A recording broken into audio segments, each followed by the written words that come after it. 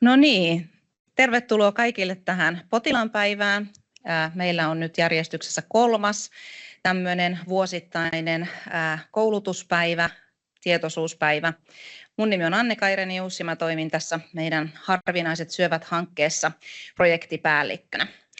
Tänään meidän aiheena on tukea tietoa ja tutkimusta ja meillä on täällä mukava määrä porukkaa paikan päällä ja etänä käsittääkseni 40 pitäisi olla pikkuhiljaa liittyneenä mukaan. Käytännön asioista sen verran, että täällä paikalla olijat, niin te voitte tietysti osallistua keskusteluun, kun siihen aika koittaa, mutta etänä olijat, niin sain juuri tiedon, että sinne verkkoon tulee näkyviin teille tämmöinen keskustelua-osio ja siihen viereen tulee tämmöinen Q&A-kohta ja valitettavasti ohjelma tarjoaa aluksi sitä keskusteluvaihtoehtoa, mutta se ei ole toiminnassa, joten kun haluatte esittää kysymyksiä tai kommentteja, niin valitkaa sieltä näytöltä semmoinen kuin Q&A, niin te pystytte laittamaan sinne kysymyksiä tai kommentteja koko tämän meidän päivän ajan. Muutama minuutti myöhässä päästiin aloittamaan vähän teknisten haasteiden takia, mutta nyt sitten itse ohjelmaan.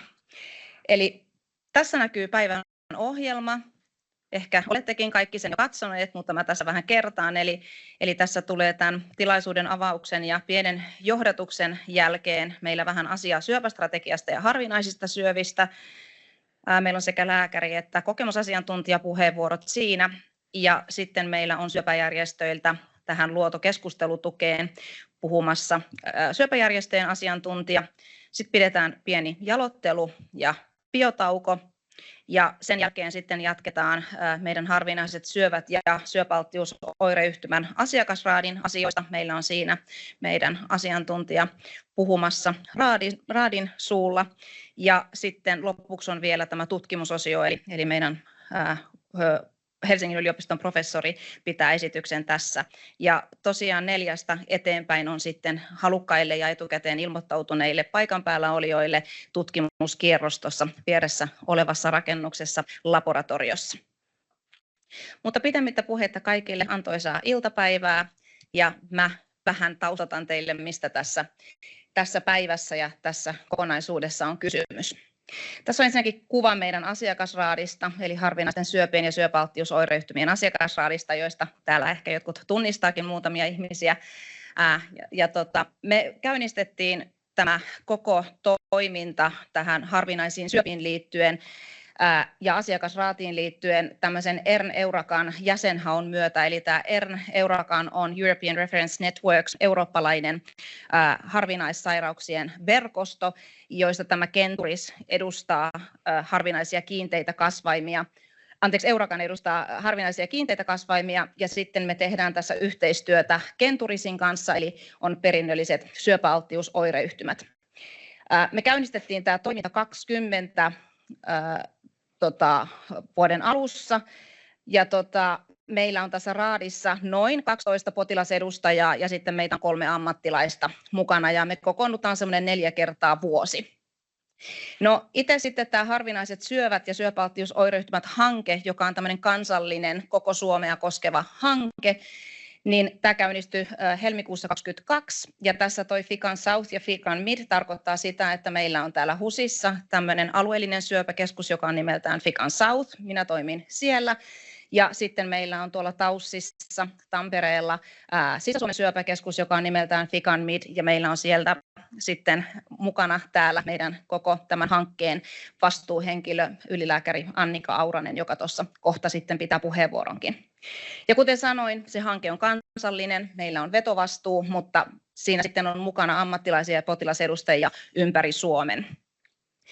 Mitä me ollaan tehty tässä hankkeessa on se, että meillä on tämmöisiä kansallisia koulutuksia sekä potilaille että sitten ammattilaisille. Meillä on aina ammattilaisille tuossa keväällä 1 päivän kestävä koulutus ja sitten tällä marraskuussa on sitten potilaille, läheisille, muuten asiasta kiinnostuneille tämä oma tapahtumansa ja se aihe aina vähän vaihtelee, mitä siellä sitten käsitellään, niin tietysti vuosittain. Mitä me ollaan muuta tehty, niin meillä on tehty tämmöiset kansalliset Vepropol-kyselyt harvinaista syöpää sairastaneille. Eli silloin 2022, kun me aloitettiin tämä toiminta, niin meillä ei ollut tietoa, että minkälaisia tarpeita ja haasteita harvinaista syöpää sairastavilla potilailla kansallisesti on. Joten ennen kuin me lähdettiin kääriin hihoja, niin haluttiin selvittää, että okei, mitä me voidaan tehdä asioiden parantamiseksi. Saatiin 260 vastausta, joka on aika paljon. Ja sitten nyt ollaan pyritty hankkeessa vastaamaan niihin haasteisiin ja parantaa toimintaa mahdollisimman monipuolisesti. Nyt sitten me tehtiin 25, eli tänä kesänä yhteistyössä syöpäjärjestöjen kanssa tämmöinen seurantakysely. Ne kysymykset oli pitkälti samoja kuin tuolla 22 ja haluttiin nähdä, että ollaanko me kuinka pystytty parantamaan tätä toimintaa tai mitä haasteita meillä edelleen niin on. Ja lisättiin sinne sitten kysymyksiä myös psykososiaalisen tuen tarpeesta. Ollaan tietoisia siitä, että se on ehkä riittämätöntä. Ja sitten myös kolmannen sektorin palveluista, että kuinka hyvin ne tiedetään, kun toimii tärkeänä yhteistyökumppanina meille sairaaloille. Ja niiden perusteella sitten me edelleenkin kehitetään sitä toimintaa ja yritetään miettiä, että mitä tehtäisiin vielä paremmin. Silloin 22 kyselyssä varsinkin nousi esille se, että potilaat eivät saa riittävästi tietoa, ei tiedetä mistä harvinaista syöpää koskevia asioita voidaan löytää, semmoista luotettavaa tietoa, että ne olisi koottu yhteen paikkaan, niin semmoista ei ollut. Samoin oli se, että mistä saada tukea, onko se ilmasta, ketkä sitä tarjoaa, onko se luotettavaa. Ja lisäksi se, että ei ollut harvinaisille syöpille näitä hoitopolkuja kuvattuna, eikä tiedetty, mistä niitä voisi löytää. Iso haaste myös se, että diagnoosin saaminen ylipäänsä harvinaista sairautta sairastavilla tiedetään, että sen diagnoosiviive on hirveän pitkä. Nämä on asioita, joihin me nyt sitten pureudutaan muun muassa tämän hankkeen tiimoilta. Se, mitä me ollaan tehty nyt myös tässä hankkeessa tämmöistä näkyvää, on se, että meillä on tuolla Terveyskylässä, joka on kaikille kansalaisille avoin ilmainen palvelu, niin meillä on Terveyskylän syöpätaloon tehty viime keväänä tämmöinen oma sivusto nimeltä Harvinaiset syövät ja syöpäalttiosoireyhtymät. Ja me ollaan sinne pyritty kasaan kaikki se tieto, jota me ollaan ajateltu, että se hyödyttäisi harvinaista syöpää tai syöpäalttiosoireyhtymää sairastavaa potilasta. Sieltä löytyy näihin edellä mainittuihin haasteisiin, niin löytyy paljon tietoa. Jos ette ole siellä käynyt, toivon, että käytte, varsinkin jos on asioita, joihin haluatte ja etsitte tietoa. Sen lisäksi meillä on nämä fikan.fi-sivut. Fikan on siis kansallinen syöpäkeskus, koostuu meidän 5 alueellisesta syöpäkeskuksesta ja koordinoivasta yksiköstä.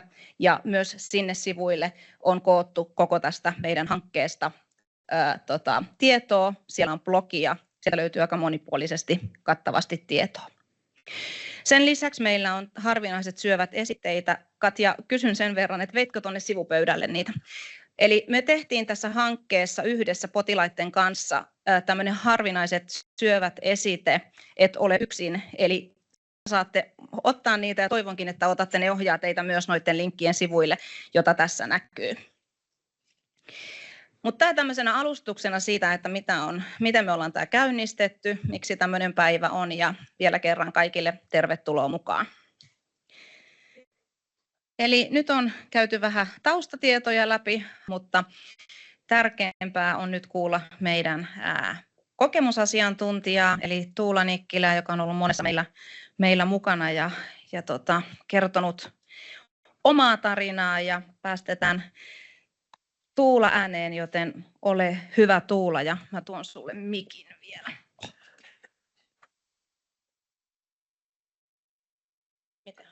Joo. Kiitos oikein paljon ja lämmin kiitos siitä, että sain tulla tänään tänne ja varmaan erityinen kiitos nyt järjestäjille jo tässä vaiheessa meiltä kaikilta, eikö vaan. Mutta tosiaan niin ehkä vähän itsestäni kerron tässä, niin voit vaihtaa dian.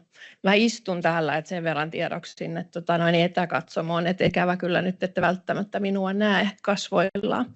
Mutta tosiaan olen sillä vähän luonut tätä ajatellen niin sitä, että olen harvinaissyöpäpotilas, olen harvinaissyöpäpotilaiden läheinen ja sitten toimin tuolla monenlaisissa tehtävissä. Et työhistoria on tuolla sote-kentällä vahvasti eri puolilla, että on ollut ihana päästä näkemään monenlaisia julkista, yksityistä ja kolmatta sektoria, niin on monta asiaa tarttunut sinne jo matkaan mukaan. Ja sitten tosiaan, kun sairastuin vuonna 2019, niin sitten sen jälkeen olen kouluttautunut sitten pikkuhiljaa aina voinnin mukaan. Kuulette tässä mun lyhyesti mun tarinaani kyllä vielä, niin olen kouluttautunut ja olen halunnut vapaaehtoisesti olla niin kuin monessa mukana aina voimien mukaan ja sitten myöskin ihan koulutettuna kokemusasiantuntijana, että se on ihan palkkiota vastaan tehtävää tuntityötä.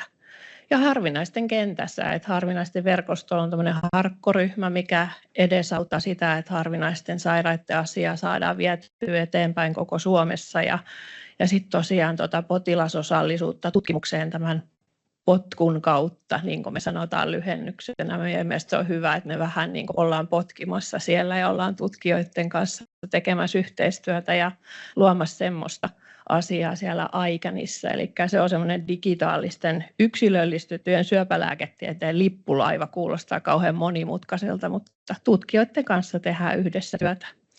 Ja mä ajattelin, että me ehkä tässä, että mä ihan lyhyesti kerron sitä mun syöpäpolkua ja sitten ehkä vähän sitä arjen elämän sujuvoittamista, vähän sitä, mitä ammattilaisia voisi olla ehkä, ketkä voisi olla meidän avuksi ja meidän hyödyksi. Ja mä itse uskon vahvasti myös tähän omaan aktiivisuuteen, varsinkin tässä harvinaisten syöpien ja syöpäalttiosoireyhtymien maailmassa. Ja sitten myöskin sitä, että kun me koettu on monenlaista, niin miten päästä eteenpäin. Ja mistä tosiaan sitä luotettavaa tietoa ehkä löytää.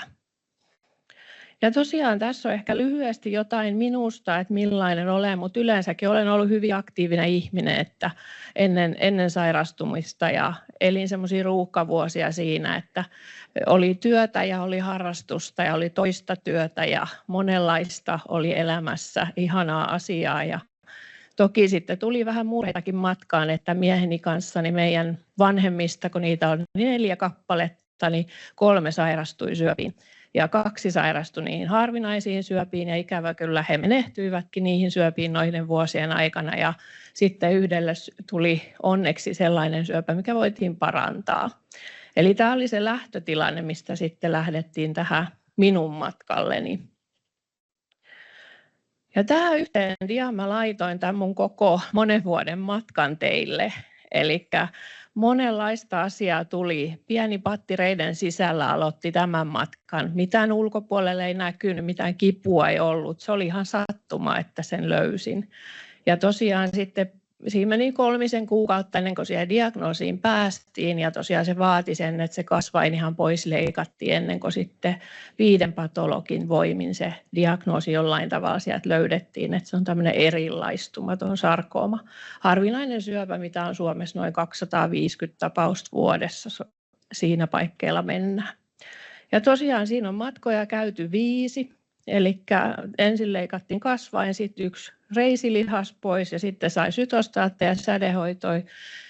Se oli valmiiksi levinnyt tauti, sitä oli reidesnivuus ja ilmusolmikkeissa ja 3 luupesäkkeessä. Se oli se lähtötilanne sitten siinä 15-vuotiaan tyttären äidille ja perheelliselle ihmiselle kerrottuna. Niin ei kovin ihana asia, niin kuin teistä moni tietää, että nämä on aikamoisia elämänmullistuksia. Mutta asia meni hyvin, en mä ymmärtänyt mitään ne semmoisesta parantumattomasta nyt siinä selitti, kun tämähän meni ihan hyvin ja mä palasin töihin ja kaikki oli mallillaan, kunnes sitten taas kuvattiin 3 kuukauden välein ja asiat ei ollutkaan mallillaan. Sitten se 1 etäpesäkäs siellä oli taas äitynyt ja sitten jouduttiin isoon lonkkaleikkaukseen ja taas sytostaatit antamaan. No taas asiat näytti hyvältä, hankin uuden työn, en tiedä miten. Henki ei mennyt kulkea, kun haastatteluun meni, mutta hyvin se vissiin meni, kun sen työpaikan olisin saanut. Mutta mä olin just sinne overraossa melkein jo jalka, niin sitten seuraavassa kuvauksessa me todettiin, että nyt sitä on keuhkoissa. Ja sitten aloitettiin taas sytostaatit. Se kuuri oli mulle hyvä, se auttoi minua pitkälle, niin kuin näette aika janallisesti. Toki monenlaista murhetta on elämän näistä asioista syntynyt. Ja sitten tosiaan viime vuonna kylkiluut sädetettiin tuossa tammikuussa ja joulukuussa. Ja tänä vuonna taaskaan niin syöpää vielä ei ole ainakaan ollut näkyvissä. Että olemme 2 viikon päästä taas viisaampia. Mutta sitten jos ajattelee sitä, että mikä se elämänlaatu sitten mulle on, niin ehkä niitä omia toiveja ja tarpeita haluaa, että ne tulee nähdyksi ja kuulluksi ja on semmoista läsnä olevaa kohtaamista. Että se on se oleellisin asia. Ja että mä tietäisin aina, että milloin mun kuuluu olla johonkin yhteydessä ja mihin mä olen yhteydessä. Ja mulle tällä hetkellä se elämä, että mä pärjäisin niissä perustoimissani siellä kotona. Mulle se on lähinnä, että mä saan vaatteet päälle, pääsen pesulle ja pystyn vähän siinä kotona liikkumaan. Se on mulle nyt se mun arkinormaali. Et paljon kuntoutusta olen vaatinut. Mä kävelen kyynäsauvojen kanssa jatkuvasti ja hyvin lyhyit matkoisi niilläkin. Toki tässä läsnäolijat näkee, että tuonne se käveli ilmankin niitä keppejä. Mä aina välillä olen vähän tämmöinen tuhma, niin mä en saisi tehdä, mutta mä teen välillä näin. Niin on kiva, kun ei ole ihan koko ajan niin vammainen. Se johtuu ehkä siitä. Sitten kivujen hallinta on mulla ollut ihan oleellisen. Mulla oli aikakausi, milloin mä en pystynyt edes istumaan 10 minuuttia näiden hoitojen vaikutusten takia, niin sen hallinta on tosi oleellinen. Ja sitten tietty se, että mulla on näitä sosiaalisia mahdollisuuksia. Mutta tosiaan erilaisia ammattilaisia olen tässä matkan varrella sit paljonkin käyttänyt. Moni on erinomaisesti sydämellään mukana tässä meidän asiassa. Toki tällä hetkellä hiukan huolettaa tämä resurssitilanne näin syöpäpotilaana, mutta mä haluan uskoa siihen, että nyt kun meillä on tämä kansallinen syöpästrategiakin tehty, mistä Annika sitten ylilääkäri kertoo tässä myöhemmin, niin mä uskon, että se vie kyllä asioita taas eteenpäin. Mutta en voi olla korostamatta muuta kuin, että jos tulee oire tai vaiva, niin ole itse aktiivinen. Se on ollut se reitti, mikä on ollut mulle ainakin toimiva. Et tosiaan kolmannelta sektorit syöpäjärjestöt olen saanut paljon tietoa ja vertaistukea ja nyt tällä hetkellä toimijuutta. Ja sitten tietty fysioterapia ja lymfaterapia on ollut mulle ihan ehdottoman tärkeät asiat. Ja silloin kun jäin töistä, niin totta kai sosiaalityöntekijän kautta sitten mietittiin asioita, että miten se talous sitten tässä tilanteessa nyt sitten hoidetaan. Itse käytän yksityistä hierojaa, muuten en kävele. Toi keppikävely on aika sellaista, että paikat kyllä jumittaa, vaikka kävisit kuntosalilla tai missä tahansa kuinka vaan, niin se on ihan kyllä oleellisin asia. Ja noista erikoisaloista mä olen kanssa hyötynyt todella paljon, että mä voin niistä teille vähän tässä sitten kertoa. Halusin tuohon laittaa joo, ei mitään. Mä tein teille tuohon tämmöisen tavallaan minun sote-elämän palapelin vähän. Että tuossa näkyy, että missä kaikkialla mä olen liikkunut. Että kyllä tässä niitä yksilöllisen tuen tarpeita on ihan hirvittävästi. Et jos ajattelette tätä, niin miten tämän kaiken tämmöinen sairas ihminen hallitsisi, että mene sinne, mene tonne ja tuolta pitäisi tieto kulkea. Ja sitten mä yritin miettiä tässä itse asiassa, kun keskusteltiin tämän puheenvuoron sisällöstä, niin yritin miettiä, että mikä tässä on sitten kantanut mua eteenpäin. Mikä olisi semmoinen asia, mitä mä voisin teille ehkä ehdottaa tai sanoa, että te voitte omalta kohdaltanne miettiä. Ja sitten myöskin, kun täällä ja linjoilla on ammattilaisia ja opiskelijoita, kannattaa miettiä niiden palveluiden järjestämisen kannalta, että vastataanko me siihen, mitä tarpeita meillä ehkä on. Niin kyllä se kolmas sektori, se suhde alkoi jo ennen kuin se syöpäklinikalle pääsy. Ja se on jatkunut edelleen. Mutta sitten vahvana on tullut tämä syöpäklinikan omalääkärihoitosuhde. Mulla on ollut se onni, kun on tuolta Varsinais-Suomesta, niin mulla on siellä yliopistollisessa sairaalassa niin on omalääkäri, ketä hoitaa sarkoomapotilaita. Niin tämä on ehkä sellainen, että tämmöisessä palliatiivissa me tosiaan välillä voidaan elää. Et minulle tämä on ollut helpompaa, kun mulla on sote-alan järjestelmän ymmärrystä. Mutta silloin, kun hyppää tähän ihan, että sairastuu ensimmäistä kertaa elämässään, niin se on aikamoinen tilanne. Ja sen takia mä laitin tähän tämän kuvan, että tunnistatte varmaan, että tämmöinen tunne on välillä ollut läheisellä tai teillä itsellänne. Ja nyt siinä syöpästrategiassa on idea, että tämmöisten meidän hoitopalapelien kanssa meillä olisi semmoinen joku nimetty henkilö, ketä olisi se meidän tuki ja turva siinä järjestelmän puolesta. Ja se mun mielestä on todella oleellinen asia. Se sinne saatiin vielä jäämään, että sen kokivat muutkin oleelliseksi. Mutta se ei aina tarvitse olla lääkäri eikä aina sairaanhoitaja, vaan se voi olla joku kuntoutuspuolen henkilö tai sosiaalityön osaaja. Mitä sitten kukakin milloinkin tavalla eniten tarvitsee, että mikä se voisi olla, niin musta se oli hirveän hyvä ajatus. Ja siellä strategiassa on paljon nyt sitä osallisuutta. Eli se nostettiin sinne ihan ykkösteemassa se tavallaan se meidän asiakkuus ja potilaiden ja läheisten niin kuin tavallaan osallisuus ja se, että meille tulisi sitä inhimillistä hoitoa ja se olisi yksilöllistä, niin mä haluan tätä painottaa, vaikka me ollaan niissä kriisi eri vaiheissa siellä ja välillä voi tuntua, että on aika hankalakin siinä oman asian päällä olla, mutta mä sanoisin, että näistä asioista voi olla silti hyötyä. Aina ei tarvitse pystyä eikä kuulukaan, mutta nämä on semmoisia ajatuksia teille mietittäväksi, että voisiko näistä olla teille jotakin. Et mä ainakin koen, että mitä paremmin niin sille hoitavalle taholle, sillä mä tarkoitan sitä lääkärisuhdetta ehkä eniten, niin että mitä niin haluaa, mitä toivoo, minkä verran haluat niin tietoa, minkä verran haluat osallistua niihin päätöksiin, mitä tehdään sinun hoidosta, mitä sä haluat, että siinä keskustellaan, että mikä se on se sinun toive. Toiseen riittää se, että kerrotaan, että näin hoito etenee, noudata näitä hoitoaikoja, tee näin ja se riittää. Ja toinen, niin kuin minä, olen lääkärin kauhistus varmaan, että haluan tietää tosi tarkkaan, ja miksi me punnitaan jotain asiaa, että haluan todella tietää. Se helpottaa minua, kun mä voin olla tämän syövän päällä, niin mä voin olla sen tiedon päällä, niin se auttaa mua jaksamaan ja menemään eteenpäin. Ja minun mielestä oireistamme me voidaan aina kertoa. Eli se on niin semmoinen, että tämä on meidän oma keho ja me tiedetään, mitä sinne kuuluu. Ja tänne ei kuulu tämän syövän hoitamisen olla enempää kärsimystä. Eli osalla mä on tuolla törmään, kun käyn niin eri puolilla vapaaehtoistyössä ja sitten tosiaan siellä kokemusasiantuntijatyössä tapaan satoja syöpäpotilaita, niin vielä tulee semmoista vanhakantaista ajatusta, että tämän kuuluu olla kärsimystä nyt, kun näitä sytostaatteja annetaan, että tässä kuuluu olla tosi huono olo. Niin ei kuulu olla, että kertokaa aina. Aina voidaan varmasti auttaa. Ja jos pystyy kertomaan hoitopolkua niin silloin, kun se on ainakin tämmöinen vähän pidempi niin kuin minullakin, niin kyllä se auttaa sitä, että meillä jää vastaanotolle enemmän aikaa sitten keskustella niistä mun asioista.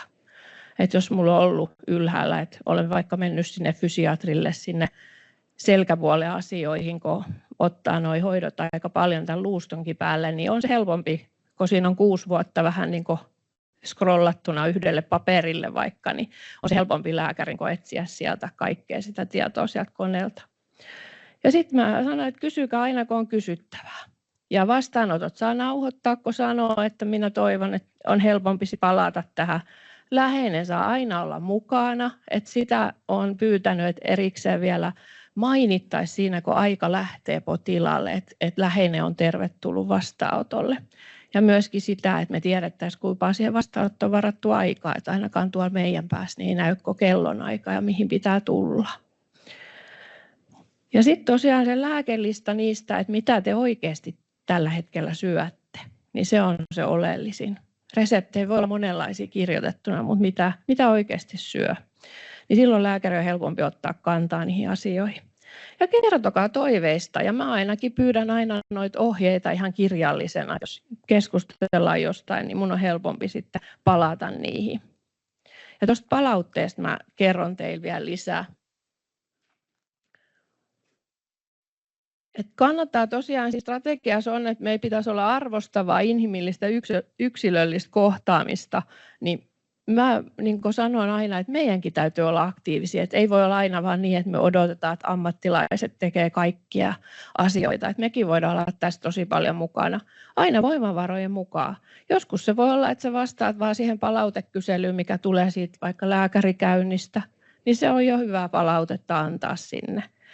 Ja eri potilasjärjestöt myöskin yleisesti kyselee kaikenlaisia kyselyitä, eli niitäkin voidaan käyttää hyödyksi tänne järjestelmälle sitten, että saadaan niitä meidän palveluja vielä paremmaksi. Mutta tosiaan, että kriisivaiheet varmaan näkyy munkin kohdalla, kun mä oon siellä vastaillut, ehkä se kuuluu näin ollakin, mutta en voi niin korostaa sitä, etteikö se olisi tosi tärkeää se, että me saadaan se asiakaskokemus sinne näkyväksi, että ei kannata arastella tätä. Ja siellä strategiassa on ajatus, että kaikki tieto tulisi mahdollisimman ymmärrettävään muotoon meille, kun nyt kun me luetaan niitä omakantatekstejä, niin joka toinen sana on sellainen, että ei ymmärrä yhtään mitään aina välillä. Niin, ja myöskin, että hoitopulut tulisi näkyviksi ja me ymmärrettäisiin, mitä niistä tarkoitetaan. Mutta miten sitten päästään eteenpäin, kun näissä eri tunnetiloissa täällä ollaan, niin epävarmuuden sietoahan tämä on ja kriisivaiheiden käsittelyä, mutta jokainen menee omalla tavallaan ja ajallaan. Ja miettii, että mikä mulle voisi tuoda sit sitä hyvää oloa tässä hetkessä tai mikä voisi olla semmoista merkityksellistä asiaa.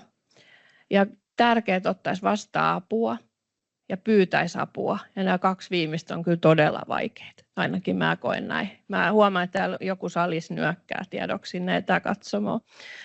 Joo. Mutta tosiaan, miten sit tästä on selvinnyt, mikä on auttanut, että minkä takia sit on tässä hetkessä tämmöisessä kohtuullisen järjen tilassa. Jos perheeltä kysytään, ne voi olla eri mieltä, mutta minun mielestäni kohtuullinen järjen tila.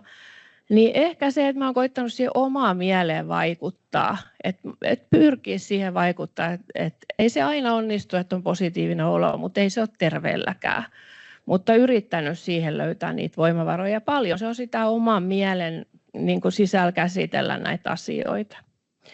Sitten mulle se on ollut vahvasti toimijuutta. Haluan olla monessa mukana, koska jos ei meistä ketään anna kasvojaan, niin me jäämme semmoiseksi harmaaksi massaksi, mä koen niin. Niin sitten kun vähän nähdään elävä ihminen, niin se ehkä eri tavalla sykähdyttää meitä eri paikoissa. Ja tosiaan tietty se, että on saanut apua näihin eri vaivoihin. Että se on ollut tosi merkittävää. Ja sitten on oma perhe, mikä on todella rakas ja tärkeä ja erinomainen tuki. Ja sitten on ollut ystäviä. Ja sitten mä oon saanut ihan hirveästi uusia syöpäystäviä, ketä mä tänäänkin täällä muutamia näen.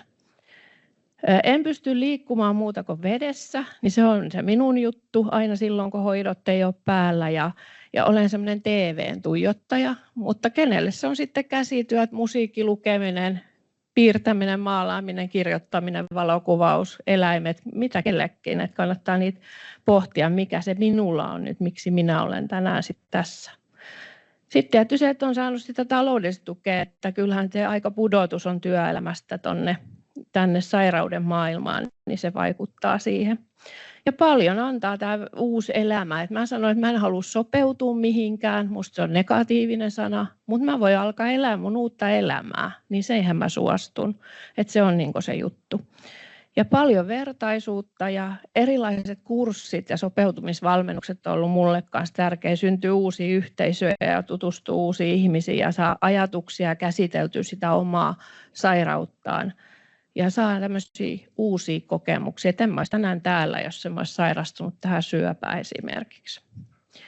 Mutta mitä sitten vertaistuesta, niin se on varmasti monelle ehkä tuttukin asia, mutta lähinnä se, että samankaltaisten ihmisten kanssa voi jakaa sitä elämäntilannetta ja siinä on hyvin semmoinen kunnioittava ja kuunteleva ilmapiiri, että voi tavallaan jollain tavalla lieventää sitä toisen olotilaa ja luoda ehkä sellaista toivoa tulevaan, niin se on ehkä semmoinen, mitä mä sitä vertaisuutta ehkä itse niin kuin ehkä mieltäisin ja kuvailisin teille.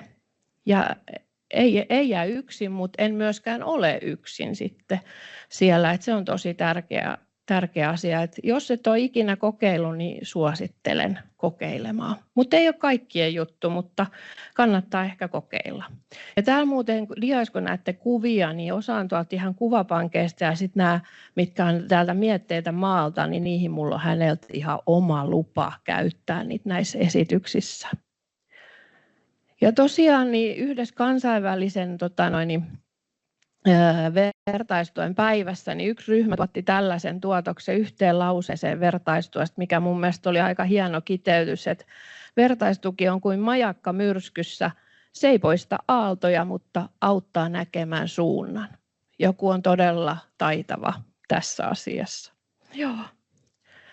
Halusin muutaman sanan tutkimuksesta, se kiinnostaa meitä aina, koska meillä niitä hoitoja voi olla vähän.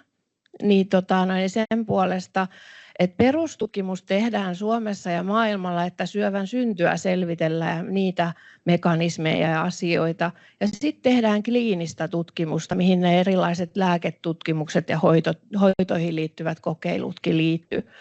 Ja tosiaan meillä Suomessa, niin sehän menee niin, että aina hoitava taho on se, kuka miettii sitä teidän hoitoa. Eli heidän kanssa keskustella voi aina sit näistä vaihtoehdoista. Ja heillä on se tietotaito siellä ja vahvat Suomen, Euroopan ja maailman verkostot. Eli tämä on kehittynyt nyt pienessä ajassa ihan valtavasti. Et siihen voi kyllä luottaa. Mutta mä tiedän, että moni haluaa itsekin katsoa asioita, niin täällä on toi Fimea-sivusto, on Suomen se sivusto, mistä voi katsoa. Ja halusin laittaa tähän vielä tästä EUPATista teille mainingan, eli sieltäkin voitte katsoa hyvää tietoa. Ja siellä löytyy myös semmoinen sanasto, mikä voi olla monelle hyvin hyvä. Sitä käyttää niin tutkijat, lääkärit kuin ihan me potilaat, eli sieltä sitten löytyy kyllä paljon lisäinformaatiota, jos semmoinen teitä jotakuta kiinnostaa.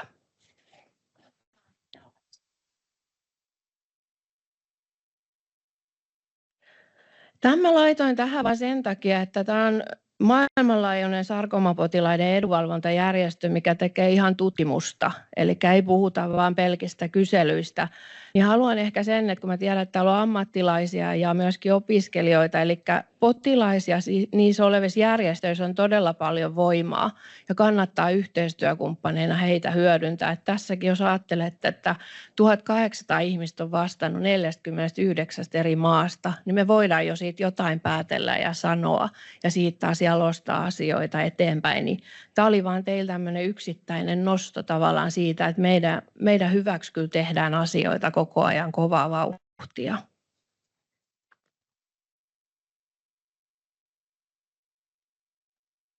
Sitten mä laitoin tähän loppuun vielä, että mistä sitä luotettavaa tietoa ja apua saa. Niin tästä hoitavasta tahosta me on puhuttu nyt jo useampaan otteeseen, mutta sitten tietty yliopistosairaalissa on nämä olkapisteet.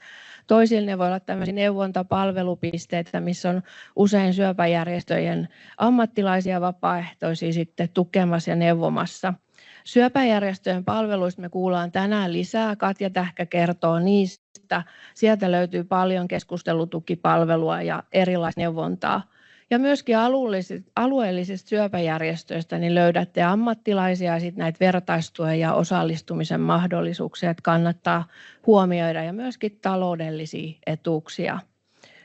Ja sitten tosiaan kurssitoiminnasta jo sanoin, ja sitten on myös toivosovellus, mitä voi käyttää anonyymisti eli nimettömästi ja sitten voi viestein saada oman vertaistukian, jos haluaa.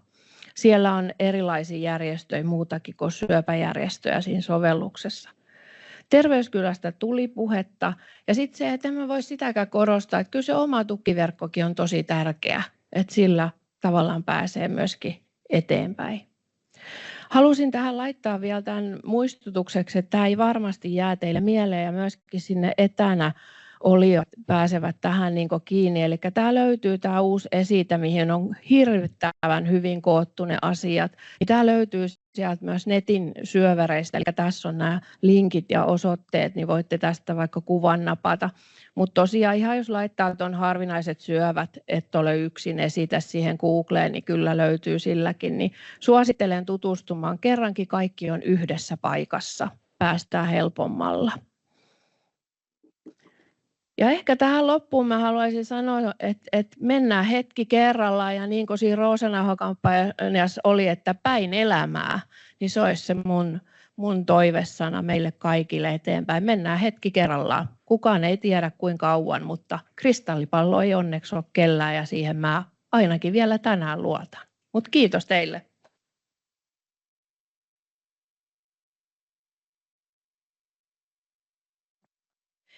Kiitos Tuula erinomaisesta esityksestä. Täällä on itse asiassa tähän kohtaan 2 ihmistä, jotka mä haluaisin esitellä. Mä en ole ollut tekemässä tätä yksin tätä päivää ja mahdollistamassa, vaan mulla on ollut täällä muutama ihminen. Marketta tuli siksikin käymään tässä. Eli meillä on tuolta Aiken-hankkeesta Marketta Liljeström, hän on se, jonka etäyhteyden tai on ollut ilmoittautumiset hänen kauttaan ja joka myös vastasi 22 vuonna siitä meidän ensimmäisestä baseline-kyselystä. Ja toisena sitten on Tähkän Katja, joka on syöpäjärjestöiltä. Ja nyt varmaan tässä jatkossa niin tehdään niin, että Marketta kun katsoo chattia ja sieltä jos on tullut kysymyksiä ja Katja kierrättää ehkä tässä mikkiä, jos teillä on kysymyksiä. Ja pyydettiin vielä, toteaan, että siellä etäyhteyksien päässä tosiaan näkyy tämä keskustelupalsta, joka näyttää, että se on niin kuin ei-aktiivinen ja siihen ei pysty osallistumaan, mutta siellä on semmoinen Q&A-kohta, eli kun etsitte sen, niin pystytte tekemään sekä kysymyksiä että kommentteja sinne, ja meillä sitten Marketta ja Katja sieltä poimii niitä kysymyksiä ja haetaan niihin sitten vastauksia. Mutta pidemmittä puheitta päästetään ääneen seuraava puhuja.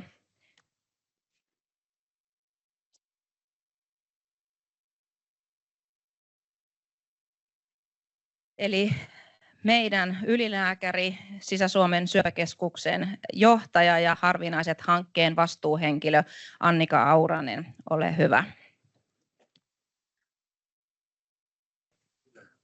Joo, tuossa kun Anne etsii diaesitystä, niin sen verran minusta, mä olin tosiaan gynekologinen syöpälääkäri ja toimin TAYSissa gynekologisten syöpäpotilaiden kanssa ja Annen kanssa tämä harvinaisten syöpien kanssa toimiminen tapahtui nimenomaan silloin, kun me HUS ja TAYS kahtena isona yliopistosairaalana yhdessä, niin konsortiona liityttiin siihen Eurakan-verkostoon ja siitä sitten vähitellen käynnistyi tämä toiminta ja molemmat työskentelemme alueellisissa syöpäkeskuksissamme, jotka on siellä yliopistojen tai sairaaloiden sisällä ja mä toimin sen Sisä-Suomen syöpäkeskuksen eli Tampereen alueen johtajana ja muuten ylilääkärinä sitten TAYSissa siellä syövän niin kuin naisten tautta.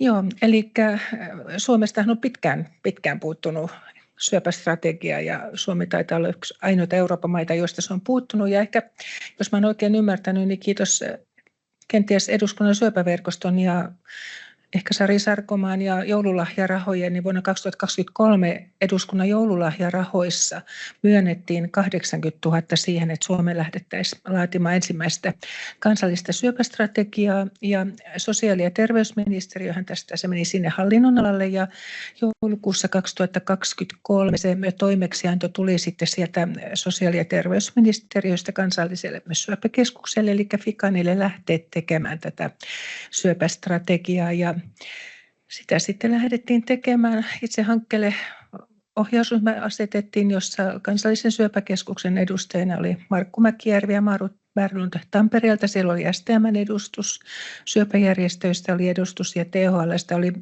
edustus. Ja tämä ohjausryhmä tavallaan niin kuin sitä prosessia valvoi ja sitten kommentoi niitä prosessin aikana niitä tuotoksia ja kehitteli sitä syöpästrategiaa eteenpäin niin, että se lopulta saatiin sitten julkaistua tässä 10.11. ja itse asiassa meille kävi aika hyvä säkä, koska me ei tiedetty tätä ohjelmaa suunniteltaessa, että koska se julkaistaan ja vaikka se olisi meille hyvin tiedossa, niin jos ei se olisi julkaistu, niin emme tästä voitaisiin näin paljon nyt puhua. Se on niin kuin 4 päivää vanha noin niin kuin julkisesti. Ja sitä työstettiin keväästä 24, oikeastaan syksy 24 ja kevät 25 sitä työstettiin. Siinä oli valittu tämmöisiä erilaisia kohtia siihen syöpästrategiaan, jotka mä avaan tarkemmin, kun mä esittelen sitä strategiaa, mutta ne oli käytännössä ehkäisyvarainen toteaminen ja seulonta. Sitten oli potilaan osallisuus, sitten oli hoitoketjut palvelujen järjestäminen ja sitten oli tämä tutkimuksen osio ja sitten näiden ryhmien ympärille muodostettiin työryhmiä ja mä olin puheenjohtajana Tytti Särkälän kanssa siinä syöpäseulonnat ja varhainen toteaminen työryhmässä. Ja tietyn speksein asiantuntijaryhmät ja niin kuin ammattilaisia kutsuttiin ihan vapaasti osallistumaan siihen työskentelyyn. Ja sitten kun nämä lopulta saatiin melko valmiiksikin, niin sitten meillä oli kesäkuussa oli vielä siellä Ota kantaa -palvelussa se versio siitä strategiasta, joka oli sitten avoin niin kuin julkisellekin kannanotoille. Ja lopulta sitten ollaan nyt sitten tässä pisteessä. No siinä strategiassa kaiken kaikkiaan on 4 päätavoitetta. Ja niissä on yhteensä 18 osatavoitetta ja mä käyn nyt ne tässä vähän tiivistetyssä muodossa teidän kanssa läpi. Se itse strategia löytyy googlaamalla vaikkapa STM ja kansallinen syöpästrategia, niin pääsee sinne STM:n infosivulle ja sieltä löytyy linkki siihen PDF, mikä on tämä strategia. Ja tämä on ihmislähtöistä syövän ehkäisyä ja hoito oli valittu tämmöiseksi teemaksi. Ja tässä nyt kuitenkin on jo käynnistynyt se semmoinen niin sanottu toimenpiteiden tiekartta, joka tarkemmin määrittelee se, että kuka tekee ja mitä ja millä aikataululla. Ja se on tarkoitus julkaista kesään 2026 mennessä. No, tässä on nyt sitten ne neljä osatavoitetta ja niin kuin Tuula tuossa totesikin, niin se potilaiden ja kansalaisten osallisuus nostettiin niin kuin ensimmäiseksi osatavoitteeksi. Vahvistettiin osallisuutta ja kehitetään ihmislähtöisiä palveluita. Ja strategia ohjeistaa, että näitä potilaiden mielipiteitä tulee kuunnella. Mä en mennä tänne nopeammin, koska ne on vielä tarkemmin tuolla jatkossa. Tuossa vähennetään syöpätaakkaa ehkäisyn ja varhaisen toteamisen avulla, ja tämä pitää sisällään syöpäseulontojen kehittämisen ja erilaiset terveystoimenpiteet, joita pitäisi tehdä niin kuin yhteiskunnassamme, muun muassa tupakaton Suomi ja ylipainon vähentäminen, tämän tyyppiset, koska iso osa syövistä johtuu näistä elintapaa asioista, että ehkäistävistä niin sanotusti asioista, joihin voisi puuttua ennaltaehkäisyllä. Ja sitten tietysti varhaisdiagnostiikka liittyy erityisesti tuonne perusterveydenhuolto- ja hyvinvointialoille. Ja mä itse olen noin niin kuin sairaalaympäristössä toimineena tai toimivana, niin entistä enemmän minulle on kirkastunut se, että meidän täytyy saada tähän syöpäkeskusteluun koko terveydenhuollon kenttä mukaan ihan sieltä perusterveydenhuollon puolelta asti. Että perusterveydenhuollon lääkärit ja ammattikunta on hirveän suurissa roolissa tässä hoitoonpääsyssä ja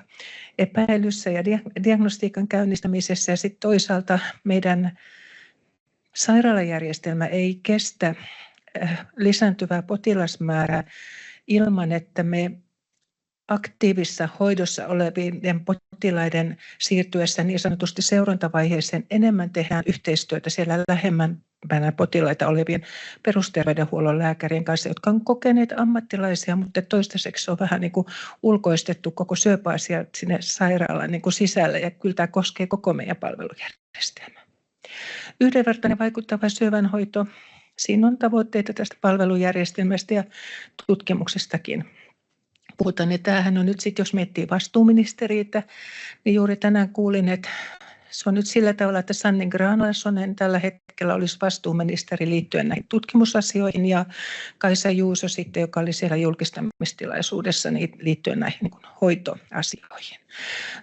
Oli toivottu erillistä niin kuin käsiteltäväksi esimerkiksi harvinaisia syöpiä niin kuin omana kohteena, mutta jossain vaiheessa siinä strategian luomisessa tehtiin, että otetaan niin kuin yhdenvertaisuuskapitteli, jossa on sitten ne alaryhmät, jotka läpileikkävinä teemoina käy oikeastaan tästä kaikki läpi. Siihen kuuluu huonoennusteiset syövät ja harvinaiset syövät ja lasten syövät. Se näkyy noissa seuraavissa dioissa. Tämä strategiahan ei koske pelkästään terveydenhuoltoa. Tässä meillä on syöpäkentässä, meillä toimii iso osa eri yhteiskunnan osa-alueita ja kaikille niistä tulee tehtäviä tässä syöpästrategiassa ja vastuita. Meillä on tietysti kansalaisyhteiskunta ja asiantuntijatoimijat, johon kuuluu potilasjärjestöt ja erikoislääkäriyhdistykset, Duodecim, tämän tyyppiset asiat. Meillä on terveydenhuollon ohjaus ja arviointi, johon kuuluu tärkeimpänä tietysti eduskuntapolitiikastahan tässä loppuviimeksi on kysymys rahanjaostosta ja politiikasta ja priorisoinnista. STM, ministeriö, Fimea, Kela, valtioneuvosto, ehkäisyyn kuuluu hyvinvointialueet, kunnat, ehkäisy ja hoito siis kunnat, ja, no ehkä ei kunnat, no kunnat siinä näissä ennaltaehkäisevissä asioissa ja tämmöisissä asioissa, hyvinvointialueet ja HUS ja sairaalat ja THL ja sitten tutkimukseen ja koulutukseen liittyen syöpärekisteri, yliopistot, ammattikorkeakoulut muun muassa. Ja sitten meillä on tietysti tuo yrityspuoli, johon liittyy erilaiset Business Finland-asiat, EU-ohjelmat, yritykset,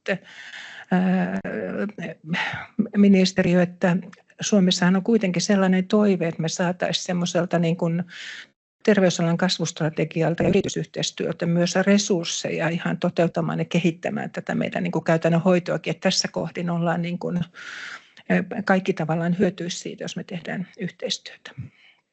No se yhdenvertaisuus, mistä mä puhuin, niin ne asiat, joita ei otettu erikseen osioinaan strategian, vaan jotka niitä tekijöitä on nämä sosioekonomiset tekijät.